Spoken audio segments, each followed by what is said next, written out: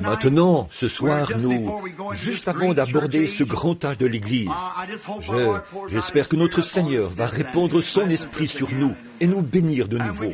Bon, nous ne pouvons que toucher les points principaux, car au vu de ces grands événements qui sont devant nous, nous passerions toute la semaine ici. Et, hier soir, nous avons passé des moments vraiment glorieux. Eh bien, maintenant, juste avant de lire les Écritures, pourrions-nous changer un peu de position pendant quelques instants et nous lever pour un mot de prière.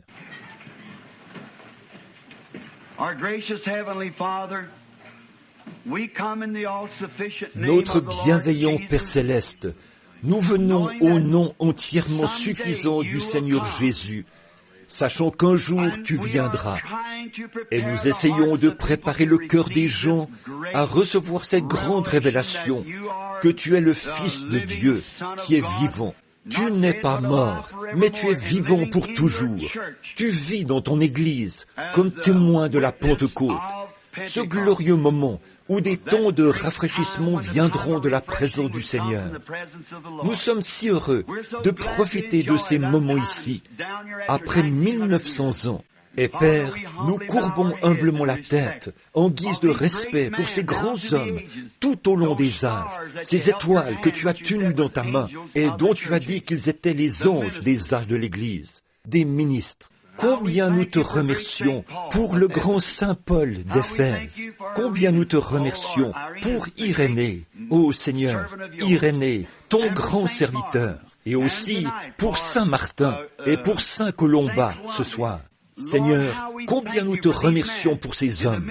Face au romanisme ténébreux, au paganisme qui entrait dans l'Église, ils ont vaillamment pris position pour le message et la bénédiction de la Pentecôte.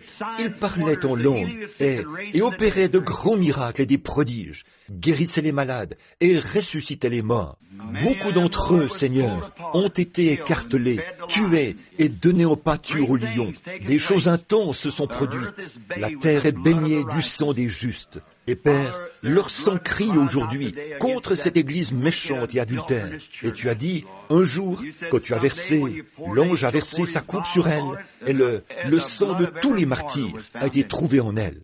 Seigneur, aide-nous à être prêts à prendre position maintenant, parce que le temps arrive à sa fin, alors que nous voyons cette bête à 2 cornes monter de la terre, pas de la masse et des foules de gens, avec des cornes semblables à celles d'un agneau, mais elle parlait comme le dragon. Nous croyons que cette heure est proche maintenant, Père, alors que ces églises se regroupent pour former une confédération, faire une image à la bête. Ô Seigneur, ce sera terrible pour le groupe qui ne s'y joindra pas. Le boycottage viendra. Mais à cette heure-là, tu as promis de prendre ton Église. Aide-nous, Seigneur. Avant qu'une seule goutte d'eau tombe, Noé était dans l'arche. Avant que le feu frappe Sodome, Lot était parti. Père, nous croyons qu'avant que les puissances atomiques fassent voler cette terre en éclats, l'Église sera partie. Nous sommes si heureux, Seigneur. Et nous savons que les bombes sont suspendues dans les silos ce soir. Et nous pouvons regarder vers le ciel et voir le Fils de l'homme se lever de son trône afin de se diriger vers la terre pour l'enlèvement de son Église. Et nous savons que ses précieux pieds ne toucheront pas cette terre de péché à ce moment-là, car c'est comme Rebecca qui, venue à dos de chameau, était descendue du chameau juste avant la maison d'Abraham, là-bas dans le champ où elle avait rencontré son épouse. Ô Dieu, et l'Église rencontrera notre épouse dans les airs, car nous les vivants qui serons restés, nous ne devancerons pas ou ne feront pas obstacle à ceux qui sont morts. La trompette de Dieu sonnera, les morts en Christ ressusciteront premièrement, et nous serons tous ensemble enlevés avec eux à la rencontre du Seigneur dans le champ, dans les airs, et nous serons toujours avec lui. Oh, aide-nous ce soir, Seigneur. Donne de la douceur dans notre esprit et ôte de nous toute amertume et toute indifférence. Puissions-nous nous fondre complètement dans le Saint-Esprit. Que l'ange de Dieu prenne le contrôle ce soir. Seigneur, je ne sais pas quoi dire à ces gens. Là, j'ai pris des notes, des récits historiques de ce que tu as fait et tout. Mais il n'y a que toi qui puisses interpréter l'avenir. Alors je te prie de l'accorder par le nom de Jésus-Christ. Amen. Bon, Prenons maintenant le livre de l'Apocalypse. Et ce soir, nous sommes à l'âge de l'Église le 4e âge de l'Église, Thyatire, un grand âge de l'Église appelé l'âge des ténèbres. Cet âge de l'Église a commencé en l'an 606 et s'est terminé en 1520. C'est tout ce que je pouvais faire, le choisir. Beaucoup d'érudits considèrent que c'est Saint Patrick qui en est l'étoile, ou les 7 étoiles étaient les 7 anges des 7 âges de l'Église. Pour demain soir, nous savons hors de tout doute que c'est Luther, puis Wesley. Nous ne savons pas qui sera l'étoile de l'Église de Laodicée. Nous vivons dans cet âge maintenant. Il a commencé depuis 1906, au début de la Pentecôte. Mais il s'élèvera un ange qui bousculera tous les dogmes et qui préparera l'Église pour le retour à la maison. Donc, un maître en esprit qui s'élèvera avec des miracles et des prodiges. Maintenant, je prie que Dieu nous aide à comprendre ceci. Quand il a fallu le désigner, à regarder de près, Saint Patrick était un grand homme. Au regard de certains anciens manuscrits, Saint Patrick n'était pas catholique. Il protestait contre l'Église catholique. Et pendant la période de la Réforme, leur dogme a été examiné et il était prouvé que Saint Patrick protestait contre l'Église catholique, que Saint Patrick était plutôt un homme favorable à l'organisation. Il avait sa propre école. Il avait il avait été enlevé sur les rives de la mer, lui et ses 2 petites sœurs dont il n'a plus jamais entendu parler. Elles avaient probablement été emmenées à Rome et vendues comme esclaves. Lui aussi, il avait été enlevé et vendu comme esclave. Et sa tâche consistait à élever des porcs. Il dressait des chiens pour s'occuper de ces porcs et tout. Ces chiens réagissaient suivant les différents grognements et autres signaux qu'il leur donnait. Et cela a finalement été un moyen pour lui de s'échapper dans la cale d'un bateau, puisque les chiens ont assuré sa couverture jusqu'à ce qu'il soit en pleine mer. Plus tard, il est allé dans son beau pays, l'Irlande. Il a retrouvé sa mère et son père encore en vie. Saint Patrick était un neveu du grand Saint Martin.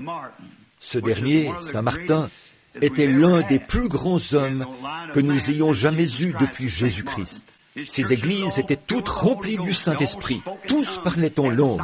Ils avaient des signes, des prodiges, des miracles. Et il s'opérait toutes sortes de miracles. Il a gardé la foi pentecôtiste dans cet âge où l'Église s'est mariée au catholicisme. Le paganisme et le nicolaïsme se sont mariés et ont formé une organisation.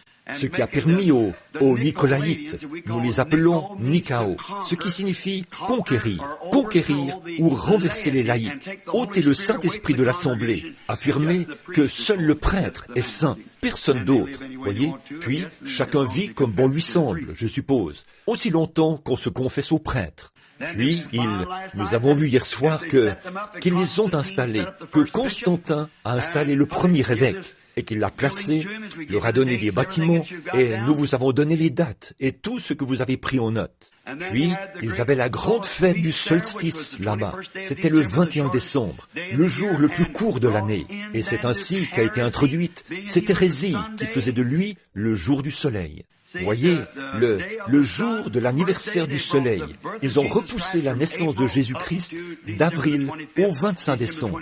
Le 25 décembre, c'est pendant ces 5 jours que les Romains avaient leur grande célébration, le cirque et tout. Et c'est à ce moment-là qu'ils organisaient cette grande fête païenne. Ils avaient élevé cet homme, qu'ils avaient placé là comme étant un dieu, et ils l'avaient bien habillé et tout. Ils avaient donc leur Dieu au milieu d'eux. Et c'est là que les gens du post-millénarisme ont vu le jour. C'est à ce moment-là, parce que selon eux, l'Église était dans le millénium à ce moment-là. Voyez, parce qu'ils étaient riches, ils n'avaient besoin de rien. L'État et l'Église étaient unis. Le millénium est en cours, et c'est toujours un enseignement catholique jusqu'à ce jour. Voyez, donc, le millénium est en cours, mais nous savons que ça, c'est faux. Le millénium, c'est la seconde venue de Christ qui introduit le millénium. C'est vrai. La terre crie, soupire après ce jour de délivrance, où notre Seigneur reviendra sur la terre. Eh bien, ici, ce grand saint, c'était Colomba. C'était un grand homme de Dieu. Alors, j'ai noté un peu son histoire ici. Pour commencer, ce quatrième âge de l'Église, Thyatire, signifie être relâché, se laisser aller, ou ténébreux. Voyez, c'était simplement une période d'illégitimité, de 606 à 1500. L'étoile, c'était Colomba, d'Irlande et d'Écosse. Il était le neveu de Saint Martin. Il a vécu environ 60 ans après Saint Patrick. Son ministère a donc commencé une soixantaine d'années après celui de Saint Patrick. Il n'a jamais accepté la doctrine de Rome. C'était un grand homme de foi. Il a rejeté l'enseignement de Rome. Il n'est jamais allé à Rome. Et il a complètement rejeté cela. Aussi, je n'ai vu nulle part où on l'aurait canonisé. Ils ont fait la même chose de Saint Martin et des autres. Ils n'ont canonisé ni lui, ni Irénée, parce qu'ils étaient encore de cette église qui avait les signes et les prodiges de la Pentecôte. Mais il croyait. Il n'a jamais accepté l'enseignement de Rome, soutenu leurs enseignements. Il s'appuyait sur les enseignements tirés de la Bible, comme sa pieuse mère le lui avait appris, la sœur de Saint Martin. Et il n'a jamais accepté les enseignements de Rome, à aucun moment. Il enseignait que les signes de Marc 16 devraient accompagner chaque croyant. Amen. Ça, c'est le genre de personne que j'aime. Quelqu'un qui croit. Oui, monsieur. Il avait entendu Dieu l'appeler d'une voix audible. C'est un autre bon signe en sa faveur. Voyez, rien ne pouvait plus l'arrêter après ça. Il était parti. Oui. Il était en chemin quand il a entendu la voix audible de Dieu. Un miracle. Je n'ai plusieurs d'honneurs ici, mais prenons seulement celui-ci. L'un des miracles, c'est que lorsqu'il s'était rendu dans une certaine ville où le Seigneur l'avait envoyé, les gens de la ville ne voulaient pas le recevoir. Alors, ils sont sortis et ont cherché ils ont appelé des musiciens et ainsi de suite. Ils ont fermé les portes et ont fait jouer les musiciens pour essayer de couvrir sa voix. Il s'est mis à prêcher. Cela a couvert les bruits des musiciens et les portes se sont ouvertes. Il est entré et a prêché malgré tout. Tout ce beau monde s'est converti. En voici un autre que j'aimerais évoquer en passant. Il est allé dans une ville. Évidemment, les villes étaient fortifiées en ce temps-là. Il est donc allé dans la ville et on l'a chassé. Comme il s'en allait, le fils du chef est tombé gravement malade. Et on a envoyé quelqu'un pour faire revenir ce brave saint. Il est revenu et s'est étendu sur le garçon mourant. Et il est revenu à la vie. Son église était remplie du Saint-Esprit. Il n'acceptait rien de moins, puisqu'il fallait que chaque membre de son Église soit rempli du Saint-Esprit. Et il protestait contre la hiérarchie de Rome, qu'il haïssait fortement. Je crois que c'est lui qui était l'étoile de l'âge. Que faisait-il? Il parlait en langue, prêchait le baptême au nom du Seigneur Jésus, faisait exactement les mêmes choses qu'au début. Si Dieu est infini et que c'est ainsi qu'il a établi son Église dès le début, elle doit rester inchangée. Et elle l'a été, même si elle était dans la minorité, tout au long. Elle a été presque étouffée ici et a ressurgi grâce à Luther.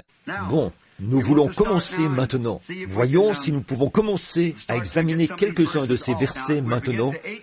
Nous commençons au verset 18. Écrits à l'ange de l'Église de Thyatire. Avez-vous remarqué à qui cela s'adresse? Ces messages sont adressés à l'ange ou au ministre qui porte la lumière de cet âge de l'Église. Voyez? Bon, hier soir nous avons vu, à la fin de cet autre âge de l'Église, l'âge de Pergame, que l'ange de l'Église, celui qui aura vaincu dans cet âge de l'Église, recevrait un caillou. Et sur ce caillou, nous avons pris ce caillou et nous avons dit ce qu'il symbolise.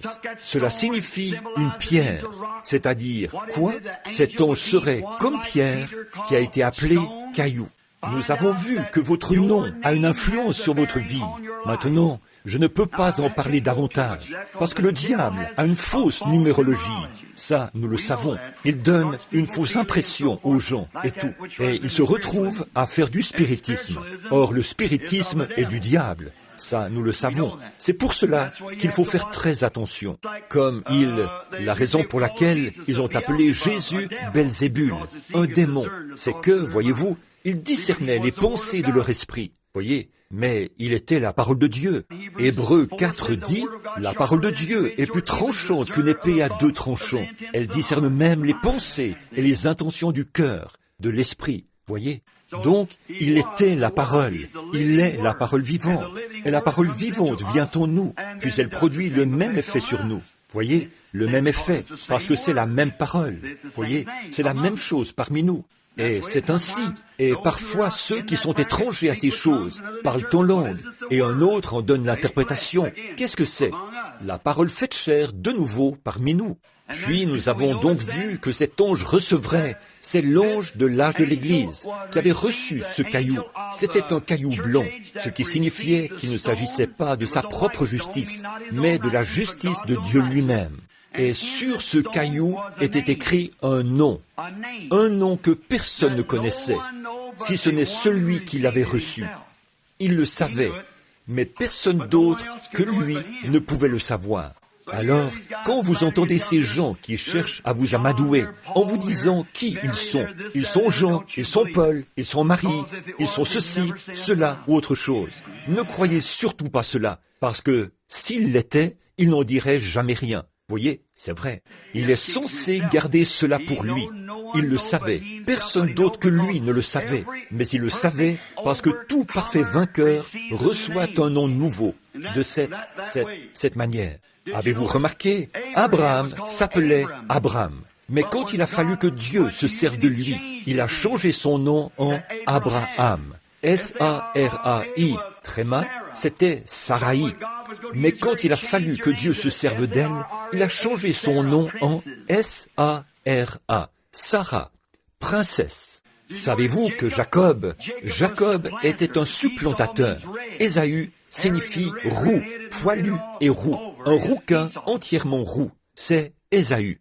Eh bien, Jacob était un supplantateur, et un supplantateur est un imposteur. Ésaü n'a-t-il pas dit, son nom n'est-il pas Jacob, supplantateur? Mais après avoir lutté avec le Seigneur toute la nuit, et avoir été trouvé vainqueur, et avoir été béni, Dieu a changé son nom de Jacob en Israël, un prince avec Dieu. Paul s'appelait Saul jusqu'à ce qu'il rencontre le Saint-Esprit sous la forme d'une lumière qui brillait sur lui. Son nom était changé de Saul en Paul. Simon, après avoir rencontré Jésus, il a changé son nom en Pierre.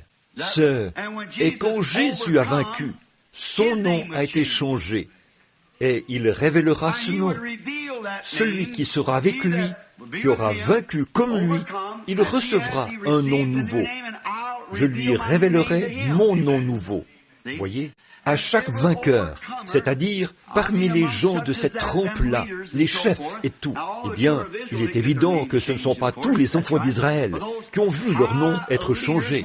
C'est vrai. Mais ces grands chefs, après avoir vaincu, ils ont reçu un nom nouveau. Voyez-vous comment ça concorde? Parfaitement.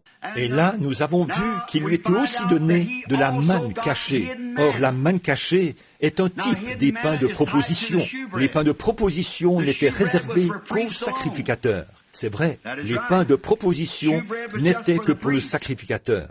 Et c'était quelque chose de spécial, réservé aux sacrificateurs, c'est-à-dire aux chefs.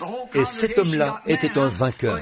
Toute l'assemblée recevait la manne, mais lui, il recevait une manne spéciale, cachée, ou une révélation spéciale. Oh, de qui Jésus était, de ce qui le concerne, de tout à son sujet. Voyez, il recevait cette révélation s'il avait vaincu. À l'ange, tiens ferme, car celui qui il avait vaincu, ça s'adressait à l'ange de l'Église. Voyez? Bon, nous voyons donc ce soir, nous commençons par « Écrits à l'ange de l'Église de Thyatire ». Voici ce que dit le Fils de Dieu, celui qui a les yeux comme des flammes de feu, et dont les pieds semblables à l'airain ardent. Bon, quand nous l'avons vu au début, à l'âge d'Éphèse, ou au tout début de l'Apocalypse, nous l'avons vu, les 7 éléments de sa personne glorifiée, ses cheveux. Nous avons vu que Jean l'a vu au jour du Seigneur.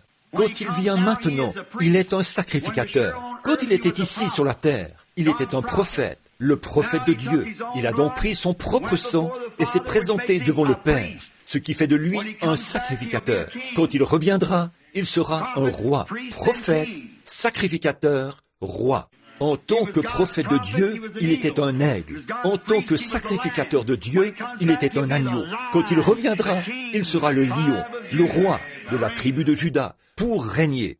Mais au cours de son sacerdoce, après avoir quitté le sanctuaire, nous le voyons donc là, debout. Et Jean dit qu'il avait été ravi en esprit au jour du Seigneur. Pas au 7e jour, pas le dimanche.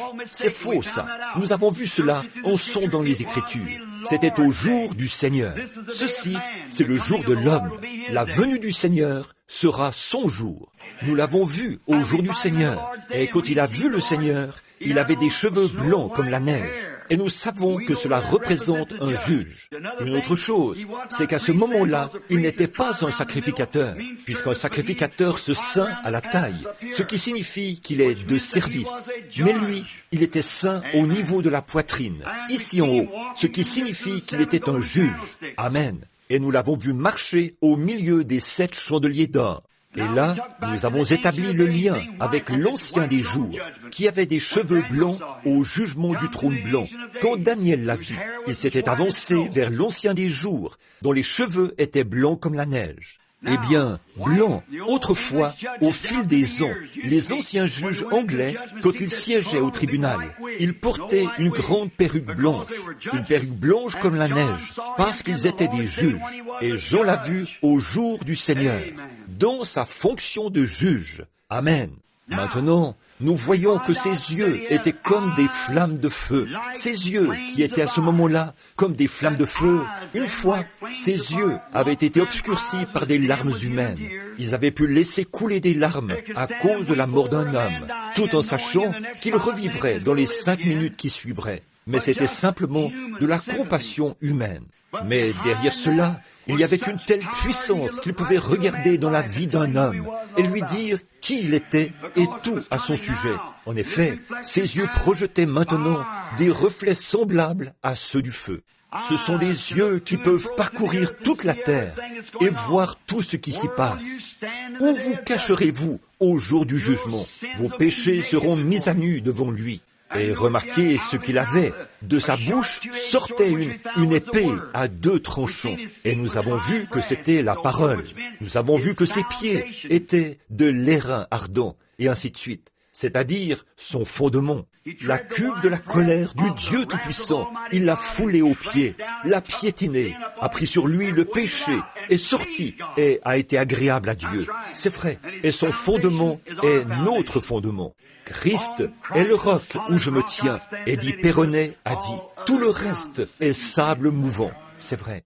Maintenant, nous voyons ici que chaque fois qu'il se présente à un âge de l'Église, il s'adresse à celui-ci sous l'un des noms de sa divinité. Bon, nous avons vu à ce moment-là que la première de toutes les révélations, c'est la divinité suprême de Jésus-Christ. Je suis celui qui était, qui est et qui vient. Je suis le premier et le dernier, le Dieu Tout-Puissant. Voyez, la première révélation. Jean s'est retourné pour voir qui lui parlait. Avant toute chose, il s'est adressé à lui. Tout roi, lorsqu'il s'adresse à quelqu'un, il se présente. Toute personne. Je suis un tel qui vous parle. Vous ne me connaissez pas. Je suis William Branham. Je suis Jean un tel, ou qui que ce soit d'autre. Il a dit, je suis le premier et le dernier, celui qui était vivant et qui est mort, et qui est vivant au siècle des siècles. Oh là là, la divinité. Ici, nous le voyons dans les 7 éléments de sa personne, dans son état glorifié. À chaque âge de l'Église, il se présente à eux dans un autre élément de ses divinités, dans un autre élément de ses états glorifiés. Donc, ce soir, il se présente avec une flamme de feu. Il regarde Laodicée, ou plutôt Thyatire. Cet âge, c'est celui où l'Église est mariée au catholicisme et au paganisme, où le nicolaïsme et le paganisme se sont unis pour former et donner naissance à la première Église, l'Église organisée. Et Dieu a dit que les œuvres des Nicolaïtes, qu'on trouvait chez les Éphésiens, étaient devenues une doctrine, là-bas dans la petite église de Pergame. Et il a dit que c'était la doctrine de Balaam. Et c'est Balaam qui avait enseigné à Israël d'aller se livrer à l'impudicité. Et ils se sont livrés à l'impudicité avec Moab, qui était un membre d'église tiède, ou l'église ordinaire, la grande organisation. Et nous voyons que Dieu a dit que la doctrine des Nicolaïtes, a remis tout pouvoir à une église, l'a établie et on a fait une organisation. Il a dit, tu la hais et je la hais aussi. Il dit continuellement, je la hais, je la hais, je la hais. Et là, cela battait son plein. Vous voyez que l'Église a été étouffée ici, jusqu'à ce qu'il n'en reste que très peu de choses. C'est cette Église que nous étudions en ce moment. Eh bien, quand cette révélation était donnée ou adressée à cette Église, c'était dans un jour où Rome avait bâti sa fondation à partir des grandes pierres qui s'y trouvaient, du foin et de la paille. Mais il s'adresse à cette Église et leur dit qu'il demeure la flamme de feu qui regarde au fil du temps, et que son fondement n'est pas fait de foin, de chaume, mais qu'il est solide. C'est de l'airain éprouvé par la fournaise ardente. Le fondement est solide. J'aime ça. Nous savons où nous nous tenons.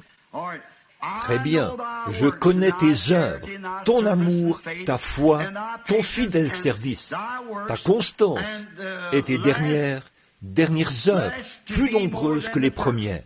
Bon, l'Église semblait avoir été presque totalement anéantie. Il ne restait plus qu'une petite lueur. Ils avaient abandonné les grandes réunions spirituelles et s'appuyaient plutôt sur les œuvres. Dieu ne veut pas que nous nous appuyions sur les œuvres. C'est le signe de l'organisation. Nous apportons un peu de bois à Madame Jones. Nous apportons à un tel quelques vêtements pour leurs enfants. Ça, c'est en ordre. Mais ne vous reposez pas là-dessus. Ne le faites pas. Frère, ce sont de bonnes œuvres. Tout bon citoyen exemplaire ferait ça. Mais ce qu'il faut pour être chrétien, c'est l'expérience de la nouvelle naissance, le baptême du Saint-Esprit. Très bien. En dépérissant, elles se sont contentées de faire des œuvres au lieu d'avoir l'amour et la foi, dépérissant de plus en plus au fur et à mesure que ça avançait. Très bien. Je connais tes œuvres, je connais ta foi, je connais ta constance, et ainsi de suite. Mais maintenant, nous prenons le verset 20. Écoutez ceci. Mais ce que j'ai contre toi, c'est que tu laisses la femme Jézabel, qui se dit prophétesse, enseigner et séduire mes serviteurs, et qu'il se livre à des impudicités et qu'il mange des viandes sacrifiées aux idoles. Bon, la femme. Que représentait la femme, d'après ce que nous avons vu hier soir? L'Église. Bon, nous voyons maintenant qu'ici, on les a appelés des Nicolaïtes, la doctrine de Balaam. Et là, c'est devenu Jézabel. Maintenant, Jézabel. Si vous remarquez, c'est une grande histoire. Bon, si vous voulez le noter, ça commence dans 1 roi vers le chapitre 16. Jézabel n'était pas une fille d'Abraham, pas plus que ce groupe-ci, la Rome païenne. Les Nicolaïtes étaient un groupe de chrétiens froids et formalistes qui s'étaient séparés des vrais chrétiens, n'ayant apparemment pas la foi. Et ils voulaient faire de l'Église un club, exactement comme ce qu'ils en ont fait aujourd'hui, comme un club totalement dépouillé de l'esprit. Les jours des miracles sont passés. Tout ça, c'était pour un autre âge. Nous avons la communion entre les frères. Un bon franc-maçon, un Oddfellow ou n'importe lequel de ces gens peut produire cela. C'est en ordre. Mais ça ne remplacera jamais la nouvelle naissance en Jésus-Christ, le salut de l'âme. Cette vérité-ci. Très bien, cette Jézabel. Bon, elle n'était pas fille d'Abraham, c'est vrai, mais princesse d'un idolâtre, à une époque où la famille royale, sa famille royale, était célèbre pour sa cruelle et sauvage fidélité au Baal. Son père était un prêtre de l'idole d'Astrate. Je ne sais pas comment on prononce cela. C'est dans les récits historiques que j'ai trouvé ça.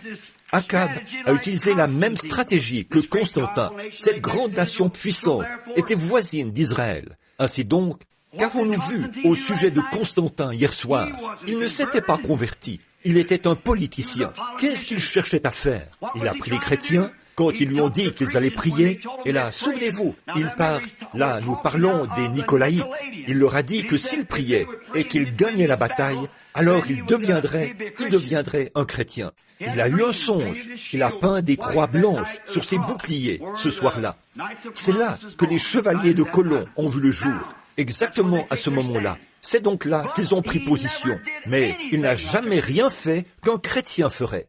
Sur l'une des églises nicolaïtes, appelée Sainte-Sophie, il a placé une croix. Comme je l'ai dit hier soir, c'est la seule chose qu'il ait jamais faite qui puisse laisser croire qu'il soutenait l'Église. D'après tout ce que j'ai pu trouver dans les récits historiques, beaucoup d'autres érudits disent la même chose. Nous ne savons rien de sa conversion, là. Mais quelle était la direction qu'il avait prise? Ce qu'il voulait faire, c'est qu'à ce moment-là, il avait observé la majorité des habitants de Rome. Regardez bien maintenant, observez cette stratégie.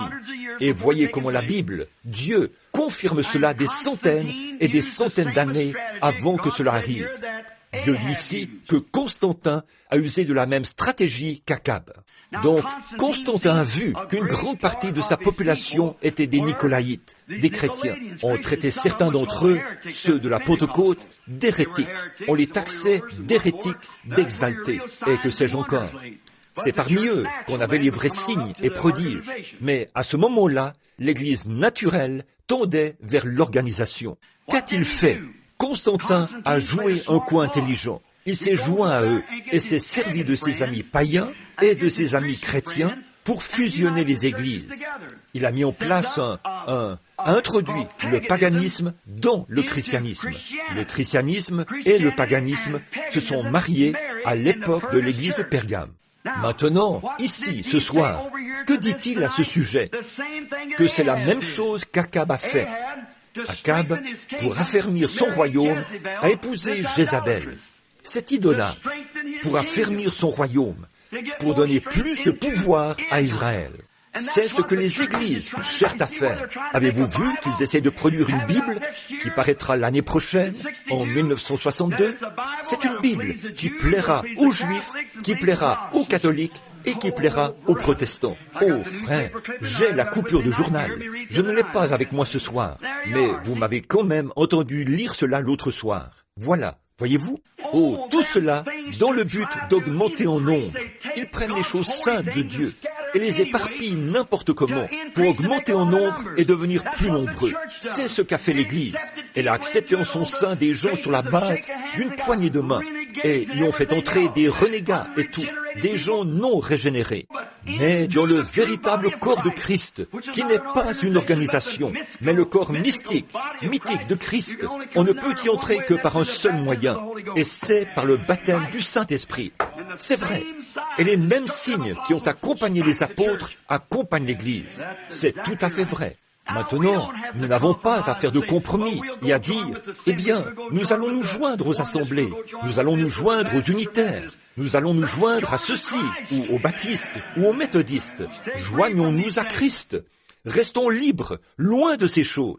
En effet, chacune de ces organisations est bien, mais elles ont leur doctrine et tout le reste. Il vous faut avoir la permission du surveillant général pour aller tenir une réunion dans telle ou telle région. Si vous n'enseignez pas exactement comme eux, ils vous chassent. Vous ne pouvez pas vous en tenir à la Bible. Dieu ne veut pas de cela. Il est cela. N'importe quel chrétien né de nouveau haïrait aussi cela. Beaucoup de ces gens-là sont tout à fait... Ils veulent le faire. Ils veulent servir. Et ils veulent fraterniser. Mais vous ne pouvez pas le faire. On vous mettrait à la porte. Eh bien, qu'ils vous mettent à la porte. Allez de l'avant. Recevez le Saint-Esprit quand même. C'est tout à fait vrai. Mais voyez-vous, ils veulent avoir ce dogme. Ils veulent vous conduire de sorte que vous ayez beaucoup d'argent. Les baptistes avaient un slogan en 44. 1 million de plus en 44. Qu'ont-ils obtenu? Tout comme le grand évangéliste Billy Graham l'a dit lorsqu'il était à Louisville. Je vais dans une ville.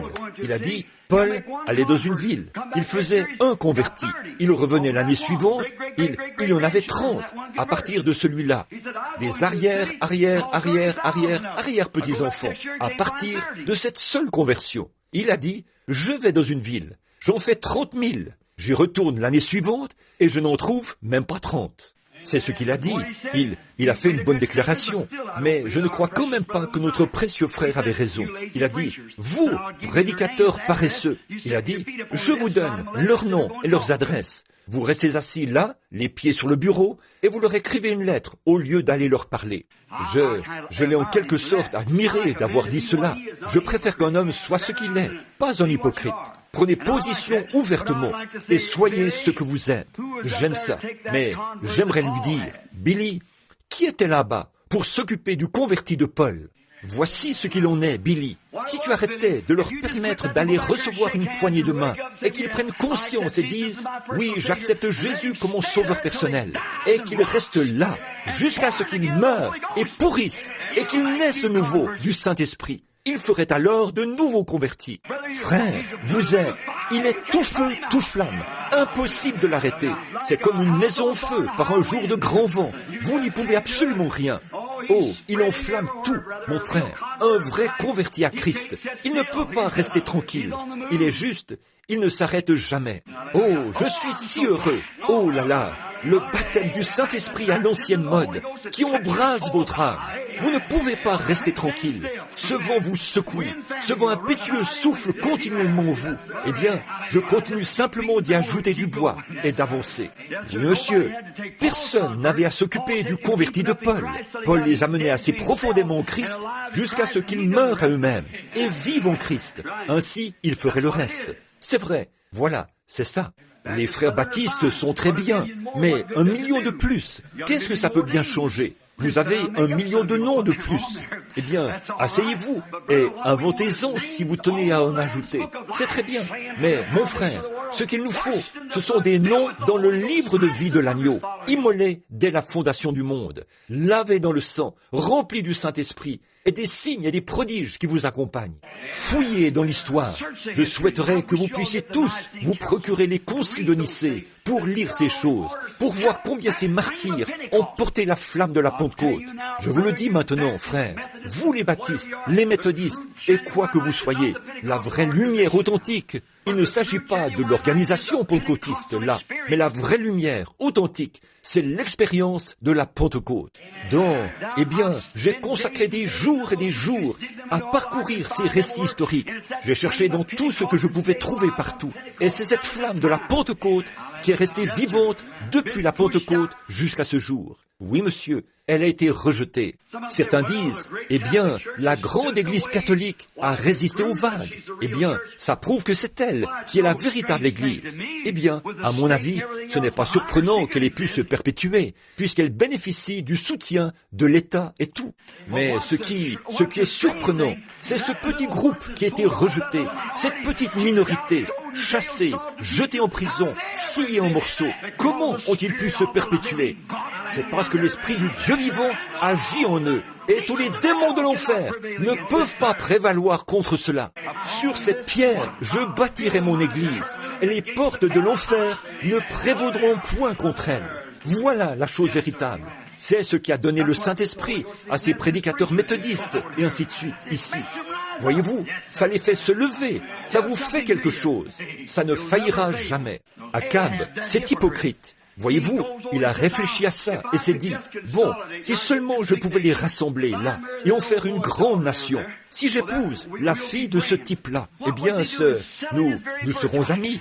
Qu'est-ce qu'il faisait là? Il vendait son droit d'aînesse. Maintenant, quand l'Église protestante ira bien s'unir à l'Église catholique, cela produira la même chose que cela avait produit à cette époque-là. Akab a vécu dans un jour où c'est arrivé 3 fois. Il a vécu au moment où Israël faisait son expérience de nuit noire au cours de son pèlerinage. Et ici, c'était de nouveau un moment où il faisait nuit noire. Et là, nous arrivons de nouveau où il fait nuit noire. Il y a eu 3 générations avant ceci. Ici, ici et ici. Now, when this Protestant church does go back and unite with the Catholic Church, it'll do the same thing it did back under. Ahab lived in the day that it's been 3 times. He was in the midnight experience of the journey of Israel, and here it comes to the midnight again, and we come to the midnight again here. 3 generations before this, 1 in here, and in here. Maintenant, si vous remarquez, Akab a épousé Jézabel pour affermir son peuple. C'est exactement ce que Constantin a fait.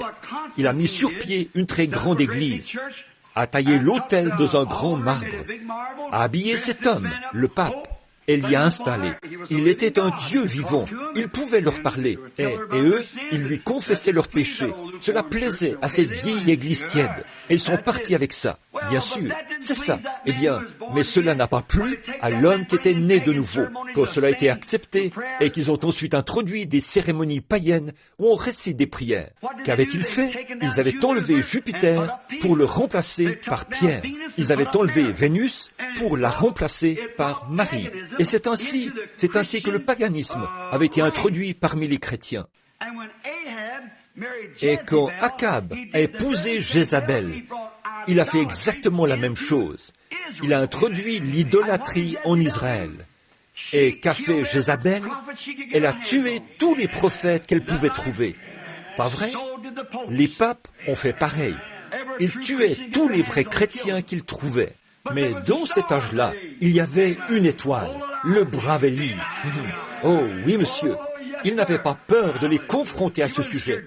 Oui, monsieur. Il était l'étoile de Dieu pour cet âge-là. Une fois, il était si abattu qu'il a dit, « Seigneur, je suis resté moi seul. » Dieu a dit, « Hé, un instant, Élie. Oui, j'en ai 700 qui sont cachés un peu partout là-bas. Vois-tu, tu ne sais pas où ils sont. Ils sont là, chez les pharisiens, les sadducéens, les baptistes, les méthodistes et les presbytériens. Mais je les ferai sortir de là. Attends seulement. Voyez, j'en ai partout là-bas. Ils sont à moi.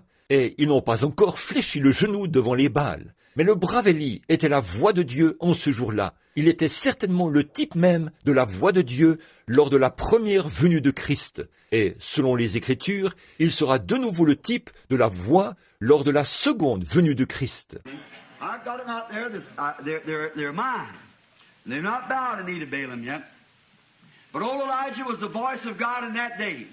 He sure was a very type of the voice of God. It was the first coming of Christ, and it'll be the type of the voice in the second coming of Christ again, according to the Scriptures. Now, we find out donc nous voyons que cette petite Jézabel, une fois arrivée là-bas, elle était vraiment déterminée à renverser tous les autels de Dieu, afin d'ériger ses propres autels.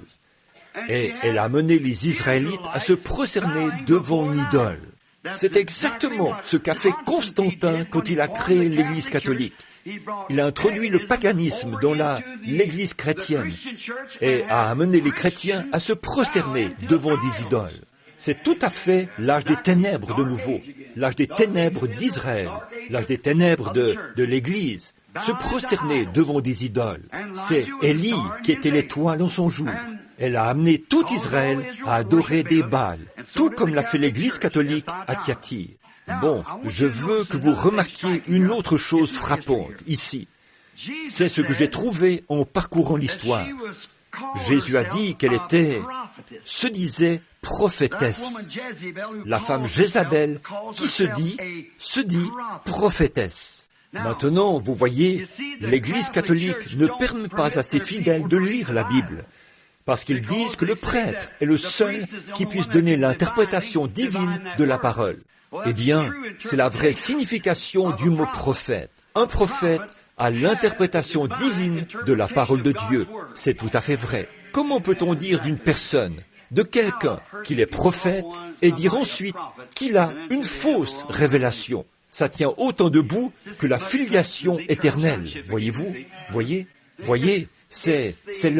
Un prophète signifie celui qui interprète correctement, celui à qui vient la parole du Seigneur, à qui vient la révélation. Le mot prophète signifie un interprète de la parole divine.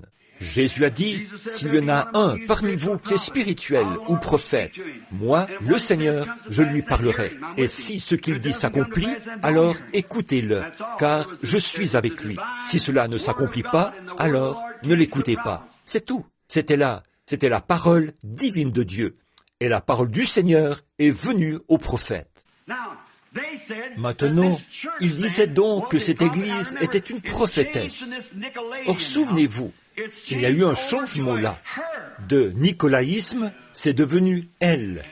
Vous le voyez, une Jézabel. Or, hier soir, c'était la doctrine de Balaam. Vous voyez, la doctrine des Nicolaïtes est la doctrine de Balaam. Or, c'est Balaam qui a amené Israël dans la prostitution. Et qu'ont fait les Nicolaïtes? Ils ont créé l'organisation. Alors, si vous mettez les deux ensemble, ça devient elle, l'Église. Certainement. Apocalypse 17, la grande prostituée qui est assise sur les grandes eaux. Une femme, une prostituée. Qu'est-elle? Ou qu'est-ce qui fait qu'elle est une prostituée? Elle se livre à des impudicités spirituelles, en donnant une mauvaise interprétation de la parole aux gens. Éloignez-vous de ce fanatisme. Ça, c'est du vrai fanatisme. C'est vrai. Maintenant, vous voyez, elle se dit prophétesse. Nous sommes les véritables. Nous sommes le concile. Nous sommes de nouveau le concile de Laodicée, le concile des hommes. Nous avons décidé ceci, et c'est ainsi. Alors, écoutez-nous.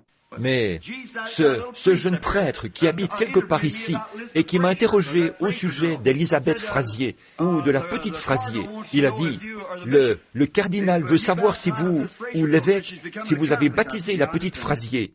Il a dit, elle est devenue catholique. J'ai dit, oui, je comprends ça.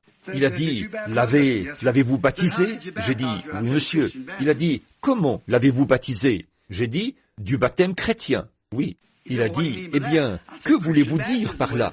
J'ai dit, du baptême chrétien, tel que la Bible l'enseigne. Il n'y a qu'une seule façon de baptiser du baptême chrétien. Chaque personne dans la Bible a été immergée dans l'eau au nom de Jésus-Christ. Il a noté cela. Il s'est mis à prendre des notes et tout. Il a dit, vous savez, l'Église catholique baptisait ainsi. J'ai dit, quand? J'ai dit, j'ai ici tous les récits historiques les plus anciens que j'ai pu me procurer à Londres et ailleurs. C'était afin que je puisse étudier cela en prévision de cette heure qui viendra bientôt, où quelque chose se produira. J'ai dit, je veux savoir où j'irai. Il a dit, oh, a-t-il dit, dans la Bible. J'ai dit, voulez-vous dire que... Il a dit, Jésus a organisé l'Église catholique. J'ai dit, alors, Pierre, était-il le premier pape? Il a dit, très certainement. J'ai dit, je pensais que l'Église était infaillible et qu'elle ne changeait pas et que toutes les messes étaient dites en latin pour que rien ne change. Il a dit, c'est vrai. J'ai dit, eh bien, vous avez certainement fait bien des changements depuis ce temps-là. J'ai dit, si cette Bible est un livre catholique, alors je suis un catholique à l'ancienne mode. Vous voyez, c'est vrai. J'ai dit, alors je suis un catholique à l'ancienne mode. Et j'ai dit, cela a certainement... Il a dit, eh bien là, voyez-vous, la Bible n'est que le récit de l'histoire de l'Église catholique. Il a dit, Dieu est dans son Église. J'ai dit, Dieu est dans sa parole. C'est vrai. Que ma parole soit reconnue pour vraie et toute parole d'homme pour mensonge.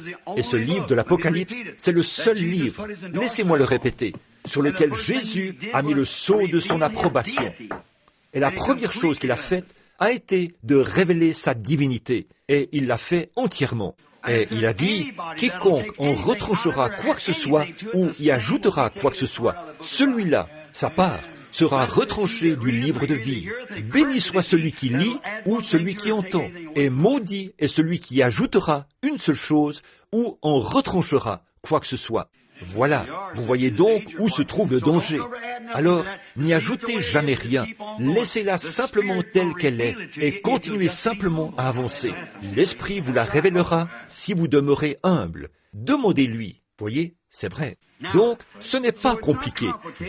Jésus a loué le Père a dit, je te loue, Père, de ce que tu as caché ces choses aux yeux des rabbins, des évêques, des cardinaux, des surveillants généraux, et de ce que tu les as révélés aux enfants, lesquels sont disposés à apprendre. Voyez? Voilà ce que vous voulez avoir. C'est une révélation de Dieu qui ne peut venir que de la manière qu'il a exprimée ici. Qui dit-on que je suis? Il a dit, tu es le Christ, le Fils du Dieu vivant. Il a dit, Simon, tu n'as jamais appris cela dans un séminaire. Vous voyez, personne ne t'a jamais dit cela. C'est une révélation qui est venue du ciel. Et sur cette pierre, je bâtirai mon église. Et les portes du séjour des morts ne prévaudront point contre elle.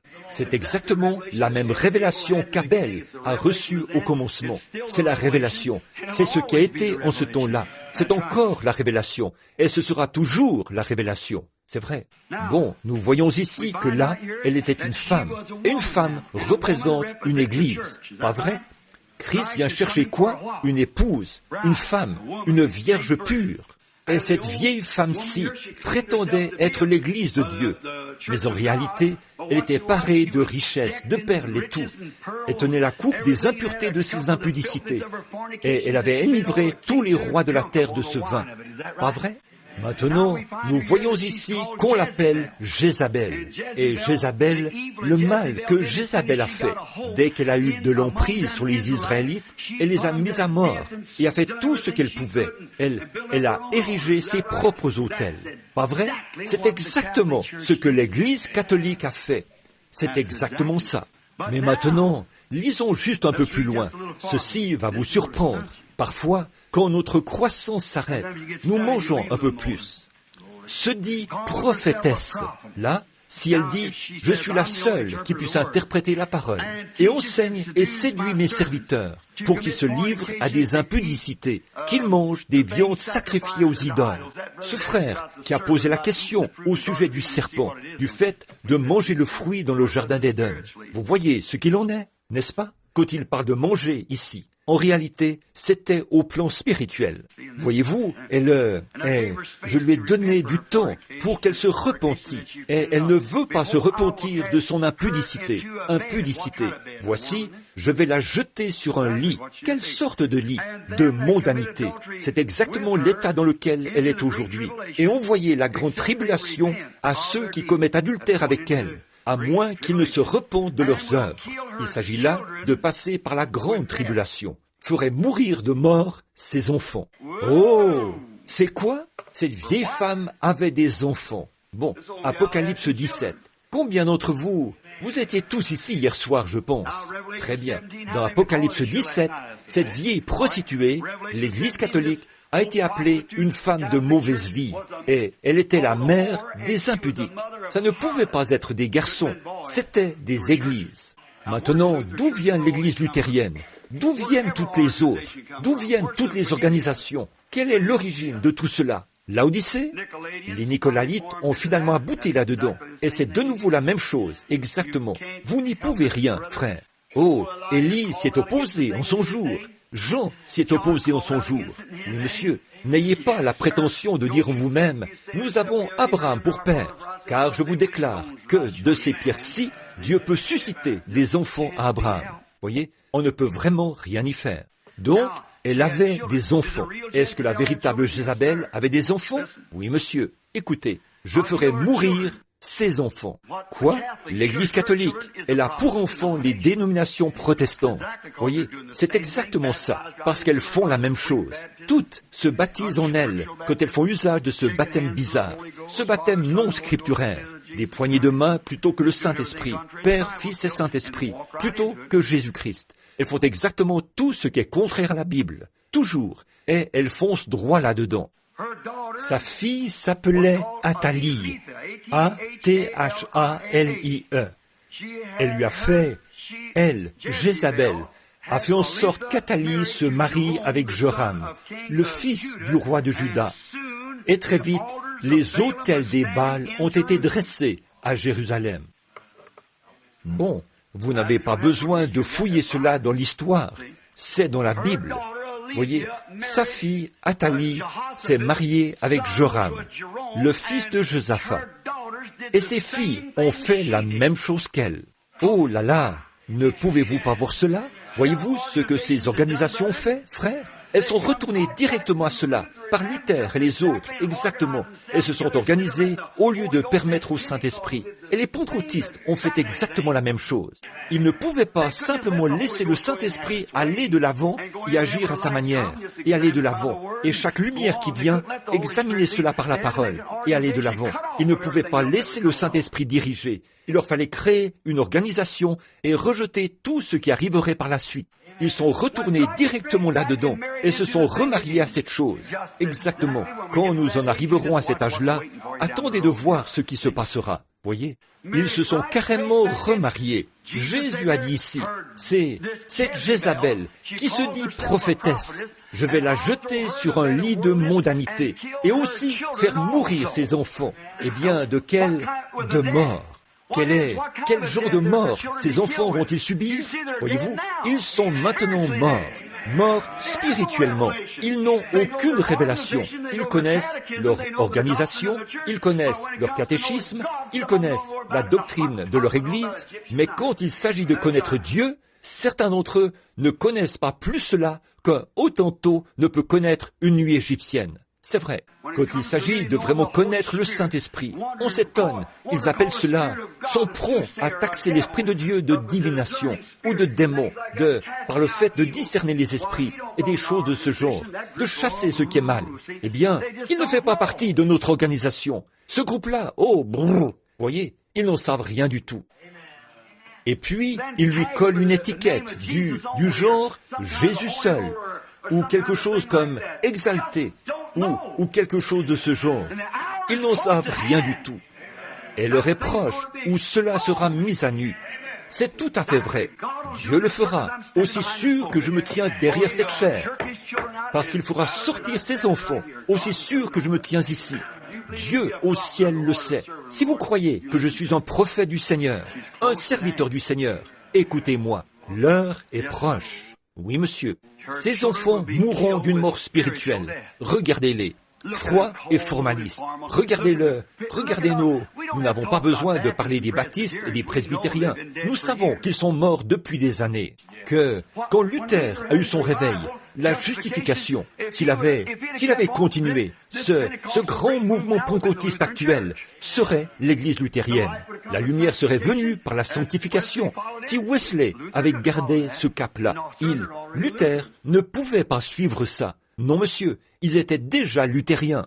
Donc, Wesley est arrivé. Après la mort de Wesley, que s'est-il alors passé? Ils se sont organisés et ont créé les méthodistes wesléens, les Wes primitifs, toutes sortes de méthodistes. Voyez? Et quand ils ont eu un grand réveil, mais quand ils se sont engagés dans la voie de l'organisation, que s'est-il passé? Quand les pentecôtistes sont arrivés, avec le parler en langue et la restauration des dons, ils ont refusé d'avancer. Ils les ont appelés des démons. Alors, qu'est-ce que les pentecôtistes ont fait? La même chose qu'eux. Et où en sont-ils? Tout ce qu'il y a de plus mort. Oui, monsieur. C'est vrai. Je vais jeter ces enfants sur un lit de mort et les faire mourir. Eh bien, laissez-moi lire ça pour que vous puissiez voir cela. Je crois que c'était le verset 22. Et je vais la jeter sur un lit et envoyer la grande tribulation vers ceux qui commettent adultère avec elle. La grande tribulation.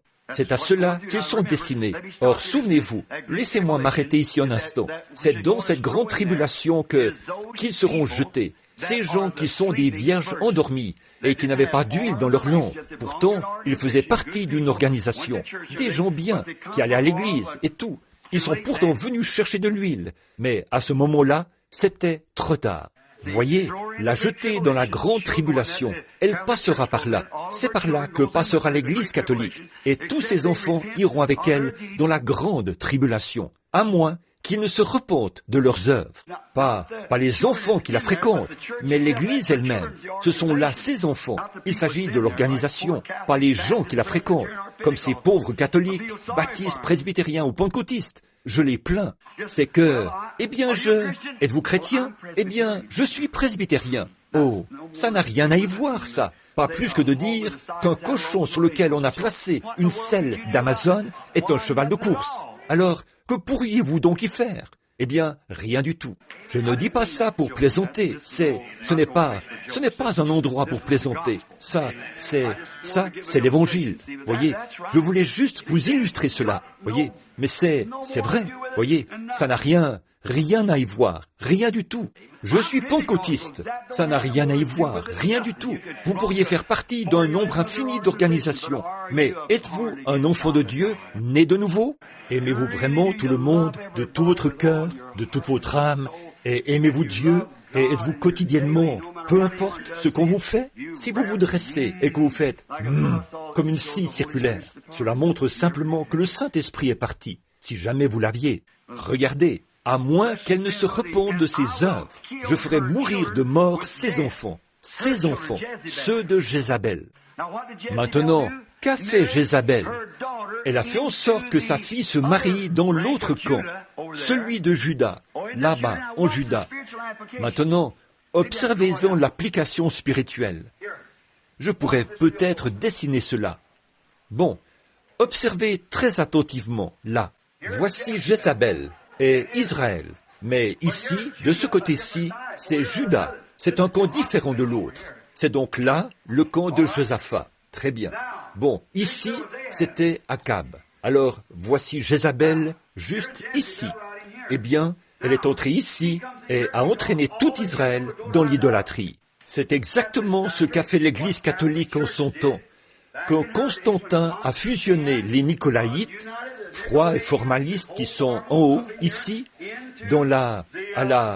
à l'Église et ensuite au paganisme, pour aboutir à une forme païenne du christianisme. Je ne veux pas vous blesser, vous les catholiques, mais je suis responsable devant Dieu. L'Église catholique n'est rien d'autre que cela. C'est une forme païenne du christianisme, avec ses superstitions, ses idoles et tout. C'est tout à fait vrai. C'est juste une forme païenne. Eh bien, c'est vrai. Même si je mourrais à l'instant, c'est la vérité. Et les protestants font exactement la même chose, juste dans une autre catégorie. Regardez maintenant ce que Jézabel a fait. Puis, voyez-vous, le diable, elle s'était tellement livrée qu'elle y a entraîné ses filles. Elle a donné naissance à une fille, ici, et cette fille est allée ici, vers ce grand et saint homme-ci, et a accepté de se marier avec son fils. Puis elle a introduit la même chose ici, dans cette partie-ci, par le biais de Josaphat. Alors, les vrais Nicolaïtes, ces Nicolaïtes froids et formalistes qui voulaient de cette organisation, se sont mariés à cela ici. Et maintenant, remarquez la même chose. On a fait entrer Jézabel ici, l'Église catholique, et ici en bas, elle a fait en sorte que sa fille, ces organisations, se marient là, en bas, parmi eux, et attirent sur eux le même sort. Faire mourir de mort ses enfants, la mort spirituelle. Elle s'organise et meurt, et avant longtemps, l'esprit s'en ira complètement. Dites-moi, permettez-moi de vous poser une question à vous, les historiens qui sont ici, et je sais qu'il y en a 5 ou 6 assis-là. J'aimerais que vous veniez me montrer un seul passage de l'Écriture, ou un seul récit historique, où une de ces églises qui est tombée et retournée à l'organisation s'est relevée et a produit un réveil. Dites-moi, après qu'elles se sont organisées, ont-elles jamais eu un réveil après s'être organisées? Non, monsieur, l'Esprit les a quittées. J'inclus aussi les pentecôtistes. Eh bien, les bénédictions de Pentecôte sont venues, et vous avez tous parlé en langue. Vous, les anciens, avez reçu ces glorieuses bénédictions de Pentecôte et tout, quand elles sont venues. Au bout d'un moment, vous avez eu ce que vous avez appelé le Conseil général, un organisme. C'est bien, mais pas une organisation. Bientôt, vous ne pouviez plus supporter cela. Vous avez dû retourner et devenir des enfants de Satan, et vous vous êtes organisés. Et puis, une autre lumière est venue, au sujet du nom de Jésus-Christ. Alors, ils sont devenus prétentieux, et ont dit, « Dieu soit béni, si vous n'avez pas le nom de Jésus, vous irez en enfer. Nous l'avons, et vous ne l'avez pas. » Qu'ont-ils fait? Ils sont morts sur place. Ils en ont fait une organisation. Voyez, au lieu de laisser simplement la lumière se répandre dans l'Église et prendre automatiquement sa place, mais vous vous êtes organisés. Qu'est-ce? Un enfant de Jézabel. Et ils sont tous morts. Tous. Bon, laissez-moi vous demander quelque chose.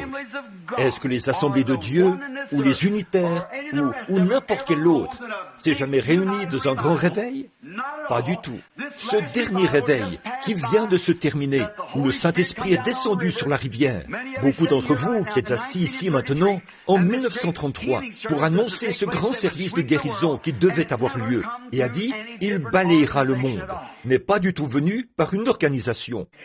Dieu a laissé toutes ces sphères et a suscité presque un païen pour commencer ce réveil. Et regardez ce que cela a produit. Voyez, ces organisations, dès qu'elles s'organisent, elles meurent. Il a dit, je ferai mourir de mort ces enfants. Oh là là, je sais que vous, s'il vous plaît, ne m'en voulez pas. Mais si je sais ceci et que je ne le dis pas, je suis un infâme hypocrite. Et Dieu m'en tiendra pour responsable. Je veux être comme Paul. Je veux annoncer tout le conseil de Dieu sans en rien cacher. C'est vrai, très bien. Très bien, très bien. Et ils ont bâti des autels à Jérusalem. Maintenant, j'aimerais voir. Et quand Jézabel s'est mariée avec Akab, elle a apporté des statues devant lesquelles Israël devait se prosterner. De même, la doctrine nicolaïte, quand elle s'est mariée avec le paganisme, Jupiter a été enlevé et remplacé par Pierre, et Vénus par Marie. Et comme le dit la Bible, elle a fait pécher tout Israël. De même, l'Église catholique a fait en sorte que toutes ses filles se marient à une organisation. Et tout ça, c'est le péché. Comme Jézabel l'a fait avec sa fille. Très bien. Ce faisant, quand la hiérarchie a été établie et que le pape Boniface III a été installé, ils avaient un Dieu assis sur un trône. Ils n'avaient plus besoin du baptême du Saint-Esprit dans l'Église. C'est vrai. Ils avaient donc leur credo et leur formalisme, et ils sont allés de l'avant. Et quand l'organisation a accepté les mêmes dogmes, ils ont mis fin à la liberté du Saint-Esprit dans l'Église. Les baptistes, les presbytériens, les méthodistes et tout le reste. C'est ce qu'ils ont fait, certainement. Et nous les voyons flétrir et mourir progressivement, comme Jésus l'a dit au sujet de la vigne. Ainsi, tout ce qui a trait au Saint-Esprit, en termes de signes et de prodiges, était considéré comme des choses du passé. Il s'était enrichi comme elle l'avait fait. Donc, elle a fait pécher le monde entier, parce qu'elle est allée dans toutes les nations, elle et ses filles. C'est vrai. Maintenant, voyez comment il l'appelle là, dans un autre âge de l'Église. Voyez comment il l'appelle. Voyez comment il plaide ici à la fin, pour faire sortir son reste, à cause des élus, juste un petit nombre. Sinon personne ne serait sauvé si, et non les autres. Comme il est écrit dans Apocalypse 13, 6. Aimeriez-vous qu'on prenne ça juste un instant? Là, il a dit que cette femme a fait que tous reçoivent une marque. C'est ce qu'a fait cette bête. Elle a fait que tous reçoivent une marque, les pauvres, les grands, peu importe qui ils sont, la marque de la bête, c'est-à-dire l'Église catholique romaine. Soit cela, soit il faut une image. Apocalypse 13, 14. Il faut une image à la bête. Je suppose que vous avez tous lu cela. Sinon, eh bien, prenons cela tout de suite et relisons cela. Apocalypse 13, 14. Et il a séduit les habitants sur la terre par les prodiges qui lui étaient donnés d'opérer en présence de la bête. Ça, c'est la confédération des églises. Et d'opérer en présence de la bête. Disant aux habitants sur la terre de faire une image à la bête qui avait la blessure mortelle, le paganisme, qui avait été faite par l'épée et qui vivait par la papauté de la Rome païenne à la Rome papale.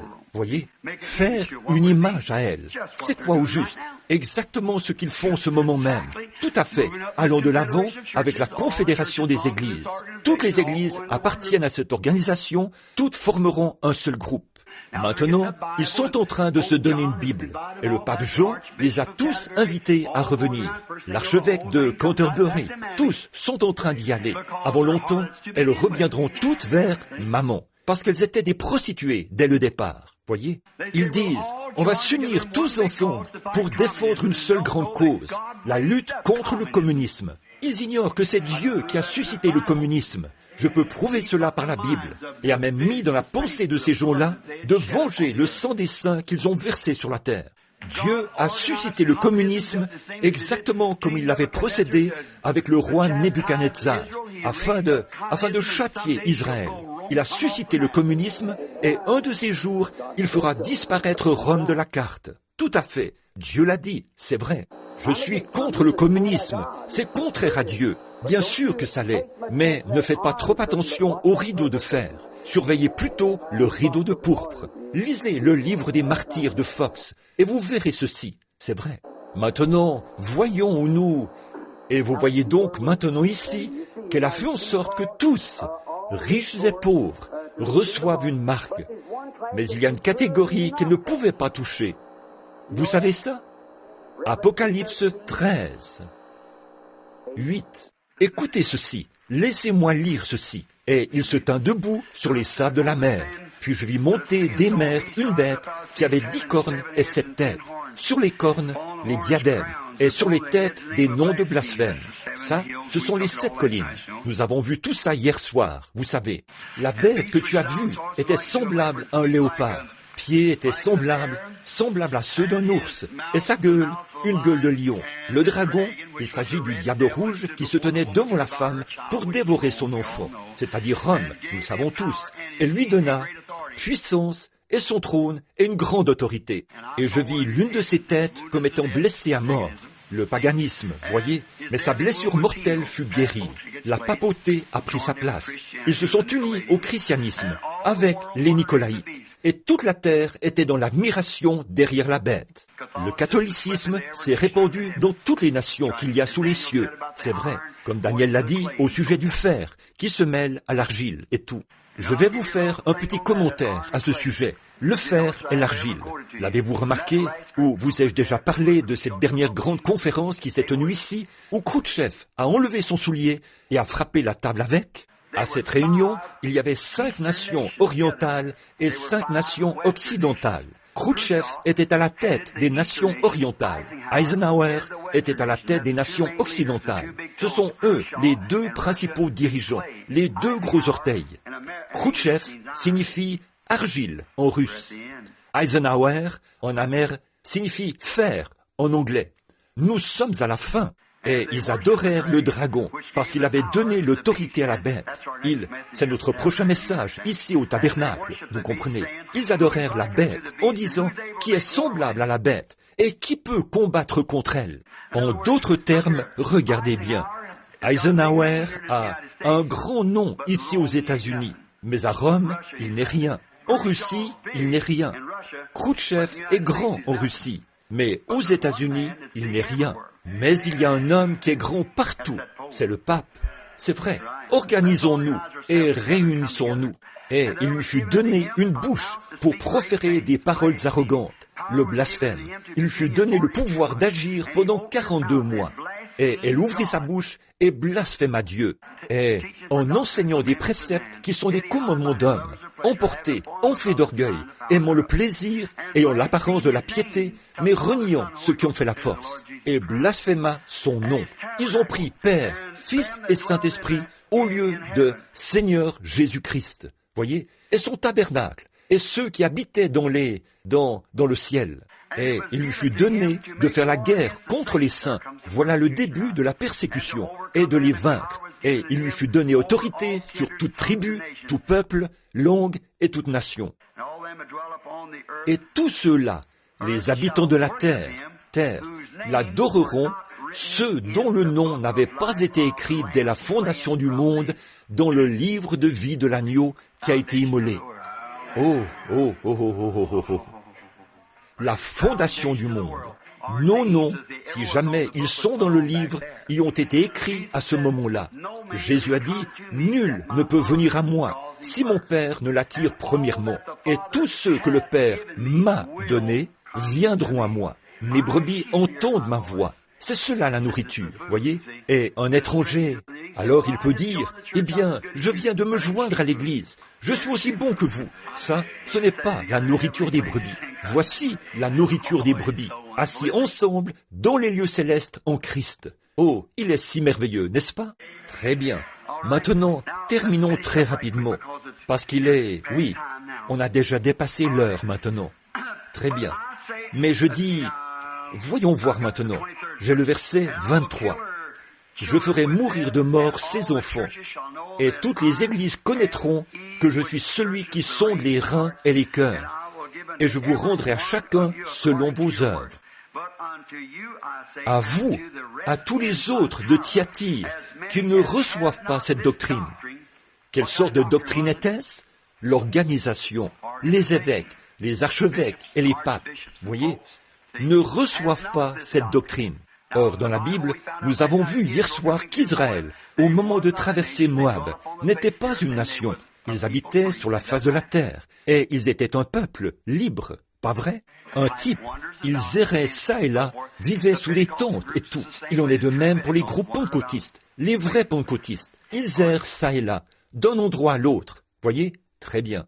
et qui ne reçoivent pas cette doctrine, mais ils s'organisent et en font une grande organisation, qui ne reçoivent pas cette et qui n'ont pas connu les profondeurs de Satan. Maintenant, souvenez-vous que nous avons vu où se trouvait le trône de Satan. Hier soir, nous l'avons ramené jusqu'au point de départ. Où était son trône au début? À Babylone. Et Babylone, quand la hiérarchie, un roi prêtre de Babylone, fuyait devant les vainqueurs, les Chaldéens, il est arrivé à Pergame et y a établi son trône. Vous voyez, il a déplacé son trône du pays de Shinéar à Pergame. C'est ce que nous avons lu dans les récits historiques hier soir. Et une fois là-bas, il a entrepris de créer l'Église catholique. Et c'est toujours Babylone, la mère. Très bien, le trône de Satan. Et le trône de Satan, comme il les appelle, je vous dis, je ne mets aucun autre fardeau sur vous. Il n'y aura plus d'autres fardeaux, juste ce que vous avez déjà. Cette petite minorité qui est là, voyez, qui était totalement étouffée au cours de cet âge des ténèbres. Or, ça fait presque 1500 ans qu'ils ont subi cela. Seulement, ce que vous avez, retenez-le jusqu'à ce que je vienne. En d'autres termes, vous avez encore la bénédiction de Pentecôte dans votre cœur. Retenez cela jusqu'à ce que je vienne vous donner du repos pour ce prochain âge qui arrive dans la suite du temps. Celui qui vaincra et qui gardera jusqu'à la fin mes paroles, je donnerai l'autorité sur les nations.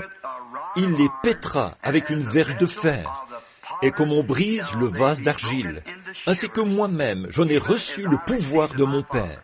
Vous voyez, cette Église, que se passera-t-il quand cette Église de l'âge des ténèbres se lèvera en jugement contre cette bande de païens de l'époque? Ils seront foulés aux pieds. Ces pieds d'airain les fouleront tous, je vous le dis. Il les brisera comme des vases d'argile, a dit la Bible. Et je lui donnerai l'étoile du matin. Vous savez ce que c'est, n'est-ce pas? Christ est l'étoile du matin. Très bien. Que celui qui a des oreilles entende ce que l'Esprit dit aux églises. Oh là là, n'êtes-vous pas heureux? Il se fait un peu tard. J'ai encore des choses à dire au sujet de ces 2000 ans. Je reviendrai peut-être là-dessus demain soir.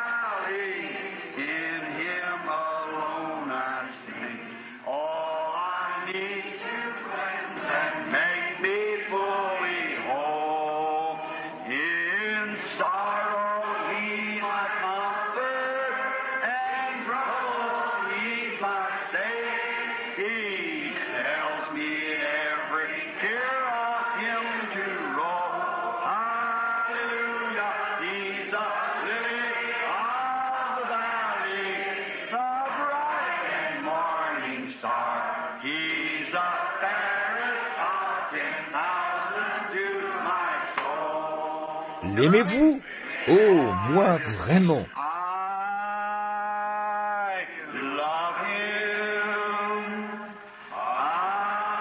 Bon, adorons-le maintenant, après toutes ces paroles tranchantes et ce message.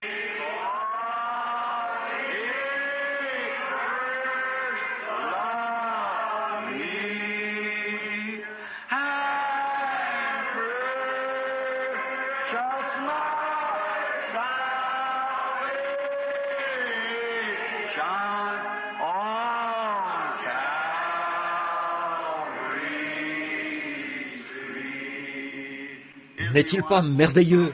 Je l'aime. Bon, ce que je n'ai pas pu aborder le sera dans les livres, bien sûr, parce qu'on ne peut pas traiter de tout un âge de l'Église en un seul soir. J'ai parlé un peu calmement ce soir, parce que je suis un peu enroué. Mais, oh, n'est-il pas merveilleux? Oh, There are people almost everywhere whose hearts are all on flame. With the fire that fell on Pentecost, that cleansed and made them clean. Oh, it's burning now within my heart. Oh, glory to His name. I'm so glad that I can say I'm one of them. Oh, one of them. I'm one of them. I'm so glad that I can say I'm one of them. Hallelujah.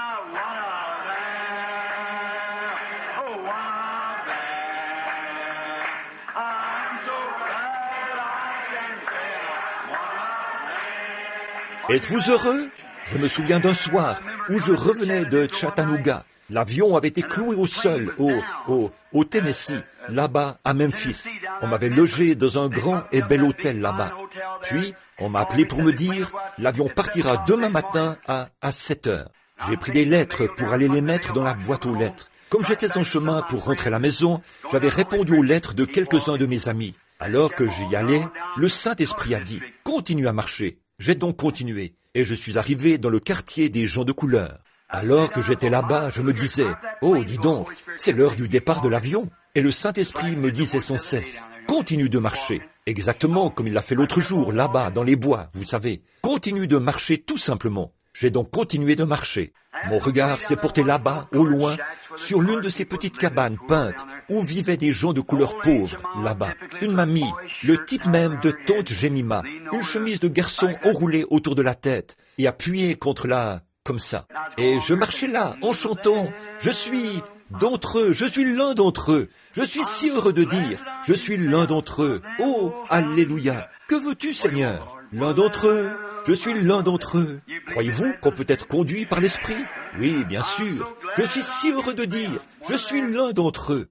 Il y a environ 14 ans de cela maintenant. Elle regardait par-dessus la clôture. J'étais à peu près, à un demi-pâté de maison d'elle. Et j'ai vu cette vieille dame de couleur qui me regardait fixement, vous savez. Eh bien, j'ai simplement continué. J'ai arrêté de chanter et j'ai continué à marcher. Je suis arrivé près d'elle.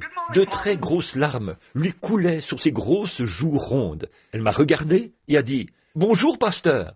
Je me suis retourné et j'ai dit « Bonjour, tontine !» Et elle a dit, je me suis retourné, elle riait, elle avait un large sourire sur le visage. J'ai dit, comment avez-vous su que j'étais un pasteur? Dans le Sud, vous savez, un prédicateur est un pasteur. J'ai dit, comment avez-vous su que j'étais un pasteur? Elle a dit, je savais que vous viendriez. Et j'ai dit, comment le savez-vous? Me connaissez-vous? Elle a dit, non monsieur. Et elle a dit, je savais que vous viendriez. Elle a dit, avez-vous déjà entendu l'histoire de la femme sunamite? J'ai dit, oui, en effet. Et elle a dit, eh bien, a-t-elle dit, je suis ce genre de femme-là. Elle a dit, le Seigneur m'a donné un enfant, et je lui ai dit à lui que je l'élèverais. Elle a dit, je suis une femme pauvre, je fais des lessives et je travaille pour les Blancs pour gagner de quoi vivre. Elle a dit, et il m'a dit qu'il me donnerait un enfant, et je lui ai dit que je l'élèverais. Elle a dit, je l'ai élevé du mieux que je pouvais, mais, a-t-elle dit, pasteur, il s'est mis à avoir de mauvaises fréquentations. Il a attrapé une maladie et nous n'en savions rien. Elle a dit, cela a atteint un stade avancé. Il se meurt sur le lit, là, à l'intérieur. Elle a dit, ça fait maintenant 2 jours qu'il est inconscient. Elle a dit, le médecin est venu et a dit, cela a attaqué son cœur et ainsi de suite. Son sang est déjà contaminé et cela a causé tant de dégâts que tout ce qu'on lui donne ne peut plus l'aider à ce stade. Elle a dit, il se meurt. Et elle a ajouté, je ne peux tout simplement pas supporter de le voir mourir pécheur. Elle a dit, j'ai prié encore et encore, a-t-elle dit. J'ai prié toute la nuit. Elle a dit, il est inconscient, il n'est au courant de rien. Elle a dit, il est dans cet état depuis 2 jours. Elle a dit, j'ai prié, j'ai dit, Seigneur, c'est toi qui m'as donné cet enfant, a-t-elle dit, comme tu l'as fait pour la femme sunamite. J'ai dit, où est ton Élie? Où est? J'ai dit, eh bien, où puis-je trouver le secours? Et elle a dit, je me suis endormi sur mes genoux. Elle a dit, le Seigneur m'a parlé dans mon songe, a-t-elle dit. Sors et tiens-toi près du portail. Il y a un homme qui va descendre la rue, coiffé d'un petit chapeau brun clair et vêtu d'un complet foncé. Il a dit, il va te parler. Elle a dit, je me tiens ici depuis avant le lever du jour. Et son dos était trempé de rosée. Elle a dit, et je vous ai vu venir avec ce chapeau brun clair, a-t-elle ajouté. Mais vous étiez censé transporter une petite mallette. J'ai dit, je l'ai laissée à l'hôtel, voyez. Et j'ai dit, votre garçon est malade? Elle a dit, il se meurt. J'ai dit, je m'appelle Branham. J'ai dit, me connaissez-vous? Elle a dit, non monsieur, pasteur Branham. Je n'ai jamais entendu parler de vous. J'ai dit, je prie pour les malades. Ce n'est pas cela qui l'intéressait. Elle ne voulait pas que son fils meure pécheur. Je suis entré. Ils avaient là un vieux portail auquel était fixée une pointe de charrue pour le ramener. Peut-être que beaucoup d'entre vous, les gens du Nord, ne savent pas ce que c'est. Mais ça permet de maintenir le portail fermé. Et je suis entré dans la maison, une vieille petite cabane de 2 pièces. Ça ressemblait à ce qu'on appelle une petite maison de fusil de chasse. Et là, il y a une pièce ici qui sert à la fois de salon et de chambre à coucher, et là, au fond, c'est la cuisine. Quand je suis entré, c'était une charmante petite maison blanchie à la chaux, avec des murs décapés de chaque côté et des bardeaux. Et donc, non, je crois qu'elle avait du papier goudronné sur le toit. Je me souviens d'avoir vu de grosses bulles, comme de la rosée là-dessus. Puis, quand je suis entré, il y avait un écriteau suspendu sur la porte qui disait « Que Dieu bénisse notre foyer ». Juste ici dans le coin, il y avait un vieux lit par ici et un autre par là. Là était étendu un grand gaillard, pas de tapis sur le sol, un très grand garçon. Ce très beau jeune homme était là. Je pense qu'il pesait entre 75 et 80 kilos et mesurait presque 1,80 m. Et il tenait la couverture dans sa main et faisait Et elle a dit « le bébé de maman ». Je me suis dit « le bébé de maman ». Et pourtant, il avait une maladie vénérienne, la syphilis, et il se mourait. Puis, elle l'a embrassé sur le front et l'a tapoté comme ceci, en disant « le bébé de maman ». Eh bien, j'ai eu le cœur gros. Je me suis dit « oui, peu importe combien tu t'es enfoncé dans le péché, tu restes toujours son bébé ». Puis je me suis dit « vous voyez, peu importe combien il était mal en point, il restait toujours le bébé de maman ».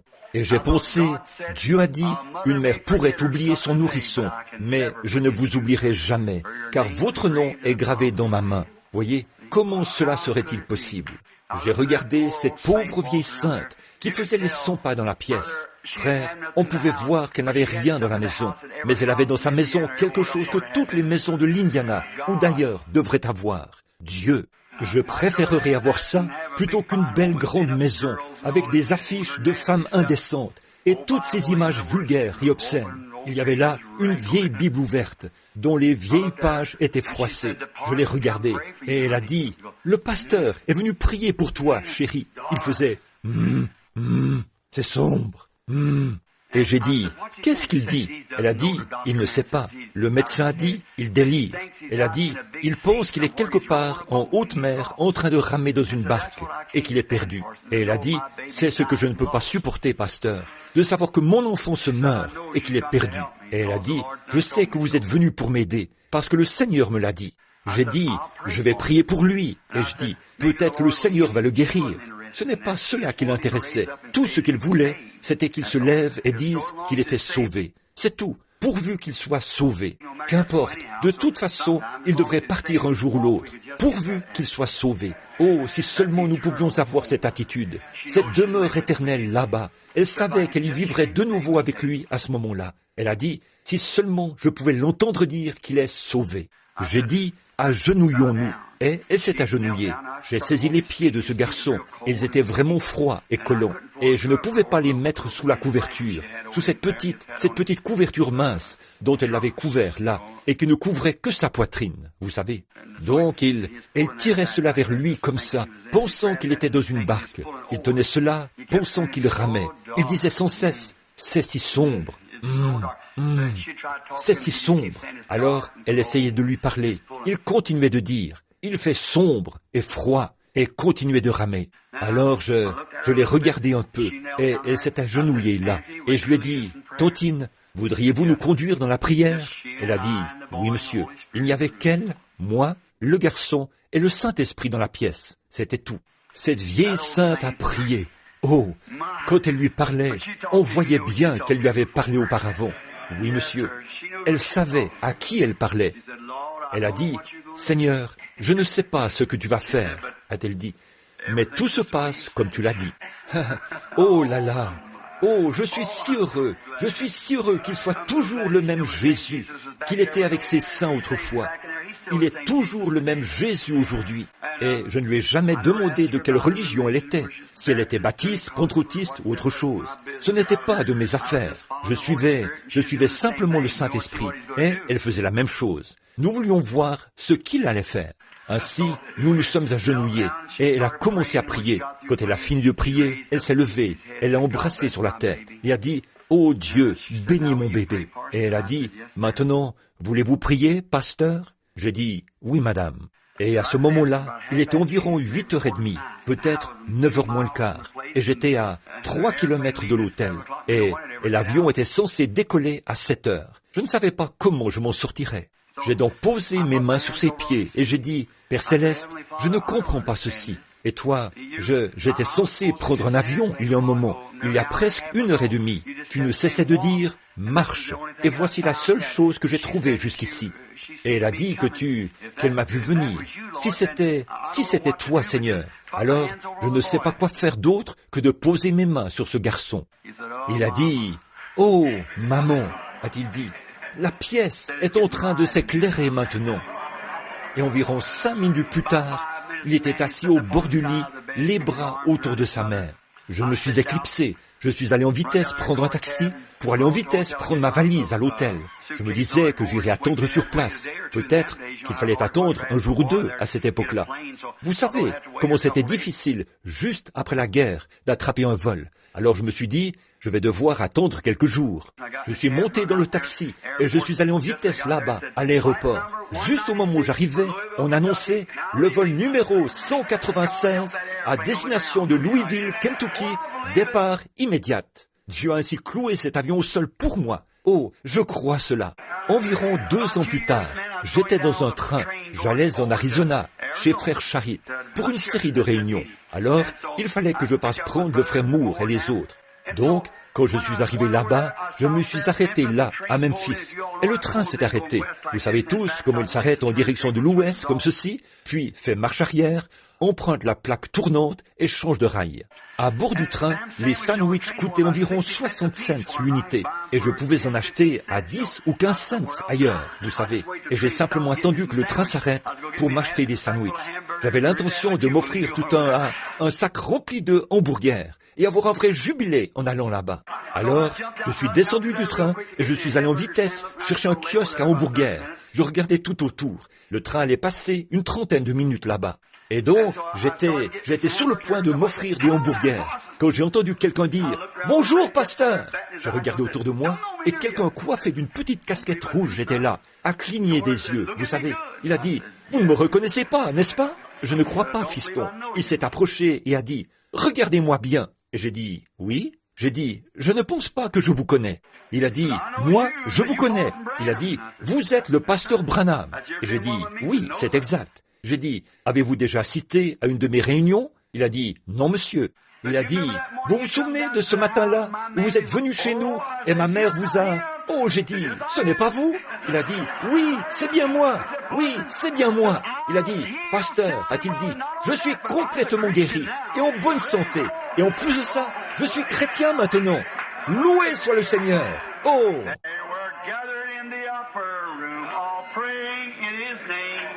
They were baptized with the Holy Ghost and power for service came. Now, what He did for them that day, He'll do for you. Aren't you glad? I'm so glad that I can say I'm one of them. One of them. One of them. I'm so glad that I can say one of them. Hallelujah. One of them.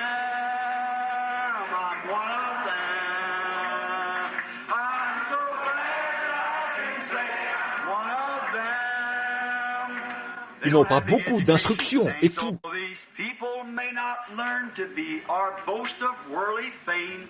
They have all received their Pentecost, baptized in Jesus' name, and are telling now both far and wide His power is yet the same. I'm so glad that I can say I'm one of them. One of them. I'm one of them. I'm so glad that I can say I'm one of them. Hallelujah, one of them. One of them. I'm so glad that I can say I'm one of them. Come, my brothers, seek this blessing that will cleanse your heart from sin. It will start the joy bells ringing and will keep your soul aflame. Oh, it's burning now within my heart. Oh, glory to His name. I'm so glad that Maintenant, serrez la main à quelqu'un devant, derrière et à côté de vous.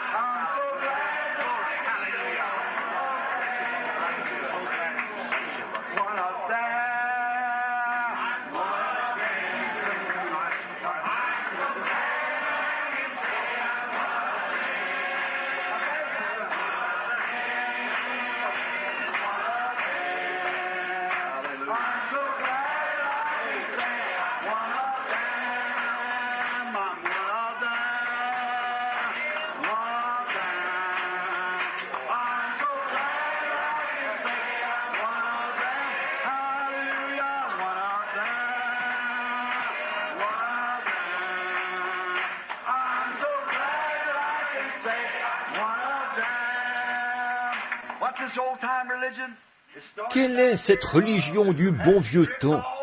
Elle a commencé là-bas et tout au long, elle a ruisselé avec le sang de Jésus-Christ. Oh là là!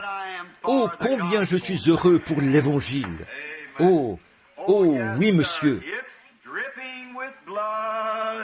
Yes, it's dripping with blood. This Holy Ghost gospel is dripping with blood. The blood of these martyrs all down who died for the truth. This Holy Ghost gospel is dripping with blood. Eh bien, de quel genre d'évangile s'agit-il? Comme celui qui a commencé à la Pentecôte, voyez?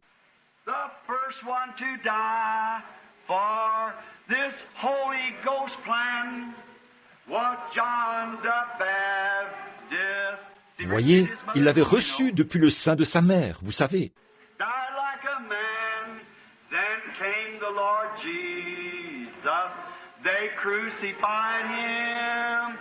He preached that the Spirit would save man from sin. Kept dripping with blood, yes, dripping with blood. This Holy Ghost gospel is dripping with blood, the blood of disciples who died for the truth. This Holy Ghost gospel is dripping with blood. Vous ne pouvez pas en faire une organisation. Non, non. There's Peter and Paul and John the Divine. They gave up their lives so this gospel could shine. They mingled their blood with the prophets of old, so the true word of God could honest be told. Kept dripping with blood, yes, dripping with blood. This Holy Ghost gospel is dripping with blood, the blood of disciples who died for the truth. This Holy Ghost gospel kept dripping with blood. There was souls under the altar crying, how long for the Lord to punish those who've done wrong? But there's going to be more who'll give their life's blood for this Holy Ghost gospel, and its crimson flood keeps dripping with blood, yes, it's dripping with blood. This Holy Ghost gospel is dripping with blood, the blood of disciples who died for the truth. This Holy Ghost gospel is dripping with blood. Maintenant, depuis le temps de la Pentecôte et des martyrs de la Pentecôte, jusqu'à l'église d'Éphèse, jusqu'à Pergame, jusqu'à Thyatire, et jusqu'à Sardes, à Éphèse ou à Philadelphie, et arrivé jusqu'à Laodicée. Et maintenant, qu'est-ce que s'est passé ici? Comme la Bible l'a dit, tout s'enchaînera et la bête s'élèvera aux États-Unis. Vous souvenez-vous de la vision qui avait été lue ici en 1933? L'église n'était même pas encore construite. Je ne savais pas ce qu'était une vision. J'appelais ça une transe. Je n'étais qu'un jeune prédicateur baptiste. Et nous étions, toute ma vie, j'ai eu des visions. Et je demande à n'importe qui de se lever et de dire si jamais l'une d'elles a déjà failli. Non, jamais. Ce n'est pas possible. Voyez, ça ne faillira pas. Et bon, au moment de commencer l'école du dimanche, je suis entré en transe. Nous nous réunissions ici, à l'ancien local des francs-maçons, chez Charlie Kern. Nous étions un tout petit groupe. J'ai vu le président Roosevelt, qui conduisait le monde dans une guerre mondiale. des prédictions. J'ai dit, il y a 3 ismes, le nazisme, le fascisme et le communisme. J'ai dit, combien ici s'en souviennent? J'ai dit, gardez les yeux fixés sur le communisme. Ils finiront tous là-dedans. J'ai dit, l'Éthiopie, Mussolini ira en Éthiopie, mais il échouera. Et j'ai dit, nous irons finalement en guerre contre l'Allemagne. Mais, et je dis, l'Allemagne sera fortifiée derrière de grandes masses de béton. 11 ans avant la construction de la ligne Maginot. 11 ans. J'ai dit, puis, après la guerre, nous finirons par la gagner. Et une fois que la guerre sera terminée, il arrivera que la science fera de grandes inventions. J'ai dit, à ce moment-là, ils fabriqueront une automobile. Et les automobiles prendront continuellement forme. Vous savez à quoi elles ressemblaient en 1933. Alors j'ai dit, elles prendront la forme d'un œuf. Elles ressembleront à des œufs. En fait, j'avais vu sur une route, sur une large autoroute, une voiture qui roulait sur une voie et qui n'avait pas de volant à l'intérieur. Elle était dirigée par une puissance. Ils l'ont en ce moment même. J'ai dit, à ce moment-là, ils accorderont aux femmes le droit de vote. Et par leur suffrage, les femmes finiront. J'ai dit, cette nation est une nation de la femme. Elle est caractérisée par une femme. C'est une femme tout au long dans la prophétie, partout. Elle a le nombre 13 partout dans la prophétie. Et j'ai dit, c'est un pays de femmes. Elle a des libertés ici. Et elle va tout gâcher. Elle causera la perte du monde. Et Roy, j'étais lettre à ce sujet. Cette grande femme qui, derrière chaque affaire criminelle, j'ai examiné cela minutieusement. Derrière chaque crime commis ici, aux États-Unis, se cache une femme. C'est tout à fait vrai. Il s'agit bien des femmes immorales, voyez-vous, et tout. Alors, j'ai donc dit, il arrivera qu'en ce temps-là, quand on accordera aux femmes le droit de vote, elles éliront la mauvaise personne.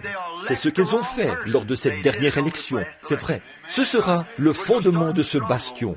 À ce moment-là, il arrivera qu'une femme imposante se lève aux États-Unis, qu'elle sera magnifiquement vêtue. Et j'ai mis en parenthèse, peut-être l'Église catholique. Voyez, elle prendra le contrôle du pouvoir et dominera sur tout le monde aux États-Unis. Elle sera belle à voir, mais elle sera cruelle au possible. J'ai dit, puis j'ai regardé de nouveau et j'ai vu les États-Unis mis en pièces par une explosion. Il n'en restait plus rien. J'avais prédit cela en ce temps-là. Or ça, c'était ainsi dit le Seigneur. Pensez-y, 5 de ces 7 prédictions sont déjà accomplies. L'Église aura l'emprise, l'Église catholique, et la fin du temps viendra. Et j'ai dit, j'ai vu comme des souches qui brûlaient, des rochers explosés, et les États-Unis tout entiers ressemblaient à un terrain nu, comme ça, aussi loin que je pouvais voir de l'endroit où j'étais. Et j'ai dit, je prédis, au rythme où vont les choses, que cela aura lieu entre cette année 1933 et 1977. Pour ce faire, il va falloir que les choses aillent très rapidement. Et nous sommes assis sur un baril de poudre, mes amis. Tout est prêt. Oh, mais notre précieux Père Céleste, il a fait la promesse. Il a fait la promesse. N'est-ce pas merveilleux d'être un serviteur de Christ? Toutes les choses qu'il a promises. Et pensez-y, nous sommes privilégiés. Il vit ici même. Lui qui est avec nous maintenant même. Il connaît tous les secrets de chaque cœur. Il sait tout à votre sujet. Les flammes de feu traversent notre cœur. Il sait tout à notre sujet. Il nous aime. N'êtes-vous pas heureux ce soir de faire partie de ce petit groupe minoritaire qui garde la foi? En effet, voici son commandement. Ne crains point, petit troupeau. Votre Père a trouvé bon de vous donner le royaume. Et si l'œuvre n'était pas abrégée, nulle chair ne serait sauvée. Voyez, nous sommes tout à fait au temps de la fin. Les pentecôtistes deviennent froids, tièdes, et sont vomis de la bouche de Dieu. Juste un tout petit groupe est sorti ici, juste quelques-uns. Mais de lui se fera entendre, « Voici, l'époux vient !» Et à ce moment-là, chacune de ces veilles, chaque veille de ces veilles, souvenez-vous, il y a en tout 7 veilles, et nous sommes dans 7 dernières veilles. Mais chacune de ces vierges, depuis le début jusqu'ici, s'est levée. Amen. Oh, qu'était-ce? Le même Saint-Esprit. Alors, quand l'Église est partie, comme nous l'avons vu dimanche soir, Joseph, pour se faire connaître à Israël, ses frères, a renvoyé son épouse, tout le monde, il les a renvoyés au palais. Il est resté seul avec les Juifs et il a dit, « Je suis Joseph, votre frère. » Appliquez cela à l'Écriture où il est dit, « qu'il publierait un jour de deuil et que chaque maison sera dans le deuil séparément. Ils ont dit, d'où te viennent ces cicatrices? Il a dit, aux mains de... Que tu as aux mains? Il a dit, de la maison de mes amis. Ceux qui l'ont percé le verront. Il se tient là, ce Joseph. Il a dit, comme Joseph a dit, ne soyez pas fâchés, car c'est pour vous sauver la vie que Dieu l'a fait. Quoi? La vie de l'Église, les gens des nations. À cause de son nom, il s'est choisi un peuple parmi les gens des nations. Oh, nous sommes à la fin, mes frères. Nous y sommes. Béni soit le nom du Seigneur. Chantons tous ensemble ce bon vieux cantique, comme des frères et sœurs pentecôtistes. Maintenant vous dites, eh bien, je suis baptiste. Mais si vous avez la bénédiction de Pentecôte, vous êtes pentecôtiste. Ah oui, très bien, très bien. Blessed be the tie that binds our hearts in Christian love. The fellowship of kindred mind is like to that above. Maintenant, écoutez mes amis, s'il y a quelqu'un ici parmi nous qui est quelque part sur le chemin de la vie, a laissé un peu d'amertume entrer dans son cœur, écoutez-moi, débarrassez-vous-en maintenant, saisissez cela, ne laissez jamais quoi que ce soit.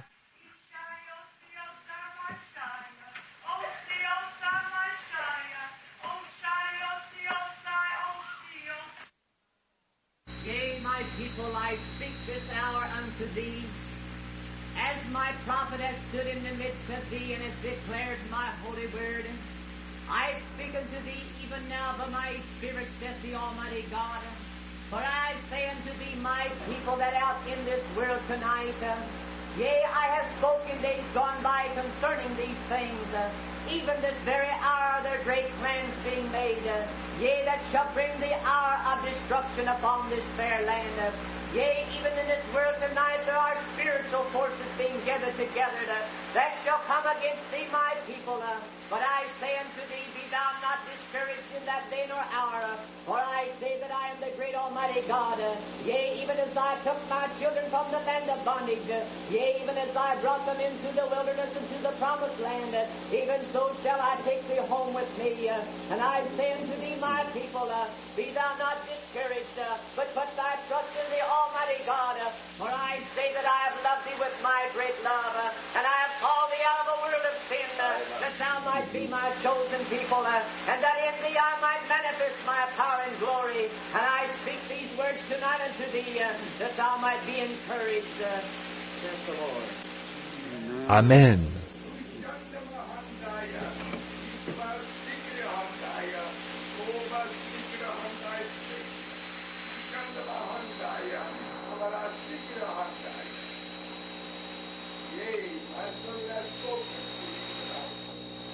Blessed be my word, my servant has been honored, much has been said, much evil is to come upon the earth, much Amen, Amen. Seigneur Jésus, nous te remercions pour ces messages. Cela nous stimule, Seigneur, de savoir que nous n'avons pas évité cela, mais que nous avons gardé la foi. Oh, je prie, ô Dieu, que l'Esprit continue de demeurer dans l'Église. Fais que nous soyons attachés les uns aux autres, Père. Garde-nous près de toi et marche parmi nous, ô Seigneur, dans ce dernier âge du chandelier où nous vivons. Sois notre lumière, brille sur nous, ô Seigneur, en ce grand temps de ténèbres, car nous sommes conscients que le chandelier et les étoiles montrent qu'il y a des ténèbres. Ô Seigneur, nous sommes heureux d'être des enfants de lumière, qui marchent dans la lumière de Dieu. Nous ne sommes pas attachés à la terre et aux choses de la terre, mais nous sommes tes enfants. Combien nous te remercions pour ces choses. Nous te remercions d'avoir envoyé ces messages comme une confirmation de ta parole. Puisses-tu toujours être honoré parmi nous, Père. Puisses-tu nous préserver de toute amertume de la terre. Fais-nous demeurer dans la sanctification, afin que nos vies soient pures, propres et saintes devant toi. Que le sang de Jésus-Christ fasse cela pour chacun de nous, Seigneur. S'il y a quoi que ce soit parmi nous qui ne soit pas juste, veuille ôter cela. Ôte cela de nous, Seigneur. C'est maintenant l'heure d'être sondés. Ces réunions ont pour but de sonder notre cœur. Tu as dit que les flammes de feu de tes yeux sondent et connaissent ce qui règne dans le cœur. Tu le fais certainement, Père, et tu nous as répondu. Ensuite, tu nous as dit de faire, d'être prêts, car l'heure approche. Oh, combien nous te remercions pour cela, Père. Nous le ferons avec tout ce qui est en nous par ta grâce. Amen. Oh, ne l'aimez-vous pas? Maintenant, s'il y a un étranger parmi nous, c'est ainsi que c'était au commencement. Quand Jésus était ici sur la terre, il a dit, quand quelqu'un l'avait interrogé au sujet du mariage et du divorce, ou quelque chose de ce genre, il a dit, il n'en était pas ainsi au commencement. Il faut retourner au commencement. Alors, si au début, c'était une église de la Pentecôte, et qu'il est le cep, et nous, les sarments, chaque fois que le cep produit une église, ce sera une église de la Pentecôte, un sarment de la Pentecôte, la même chose qu'au début, voyez, à tous les coups. Bon, vous pouvez y greffer d'autres ceps, ils porteront leurs fruits. Vous pouvez prendre un oranger et greffer un citronnier dessus. Il produira des citrons qui tireront leur vie de l'oranger. Greffer un pamplemoussier à ses côtés. Il produira un pamplemousse, puisque c'est un agrume. Donc, ces organisations, ces dénominations et tout, qui sont greffées ainsi, et qui se disent chrétiennes, elles peuvent tirer leur vie de la vie chrétienne. C'est tout à fait vrai, mais elles produiront des fruits dénominationnels. C'est vrai, parce qu'elles sont simplement ajoutées comme ça. Mais si jamais ce sarment produit lui-même ou si jamais ce cep produit un sarment, on écrira un livre des actes à sa suite. C'est tout à fait vrai, parce que c'est ce qui est arrivé la première fois. Chaque sarment qu'il produira lui-même portera des oranges, chacun d'eux. Et la Bible a parlé, il portait 12 sarments. Oh, je suis si heureux de vivre de ce sarment. Pas vous? Oui, monsieur. Oh, c'est merveilleux. Très bien. Rappelez-vous que demain soir, on abordera l'âge de Phila, de Sardes, l'entrée en scène de l'organisation luthérienne, Martin Luther.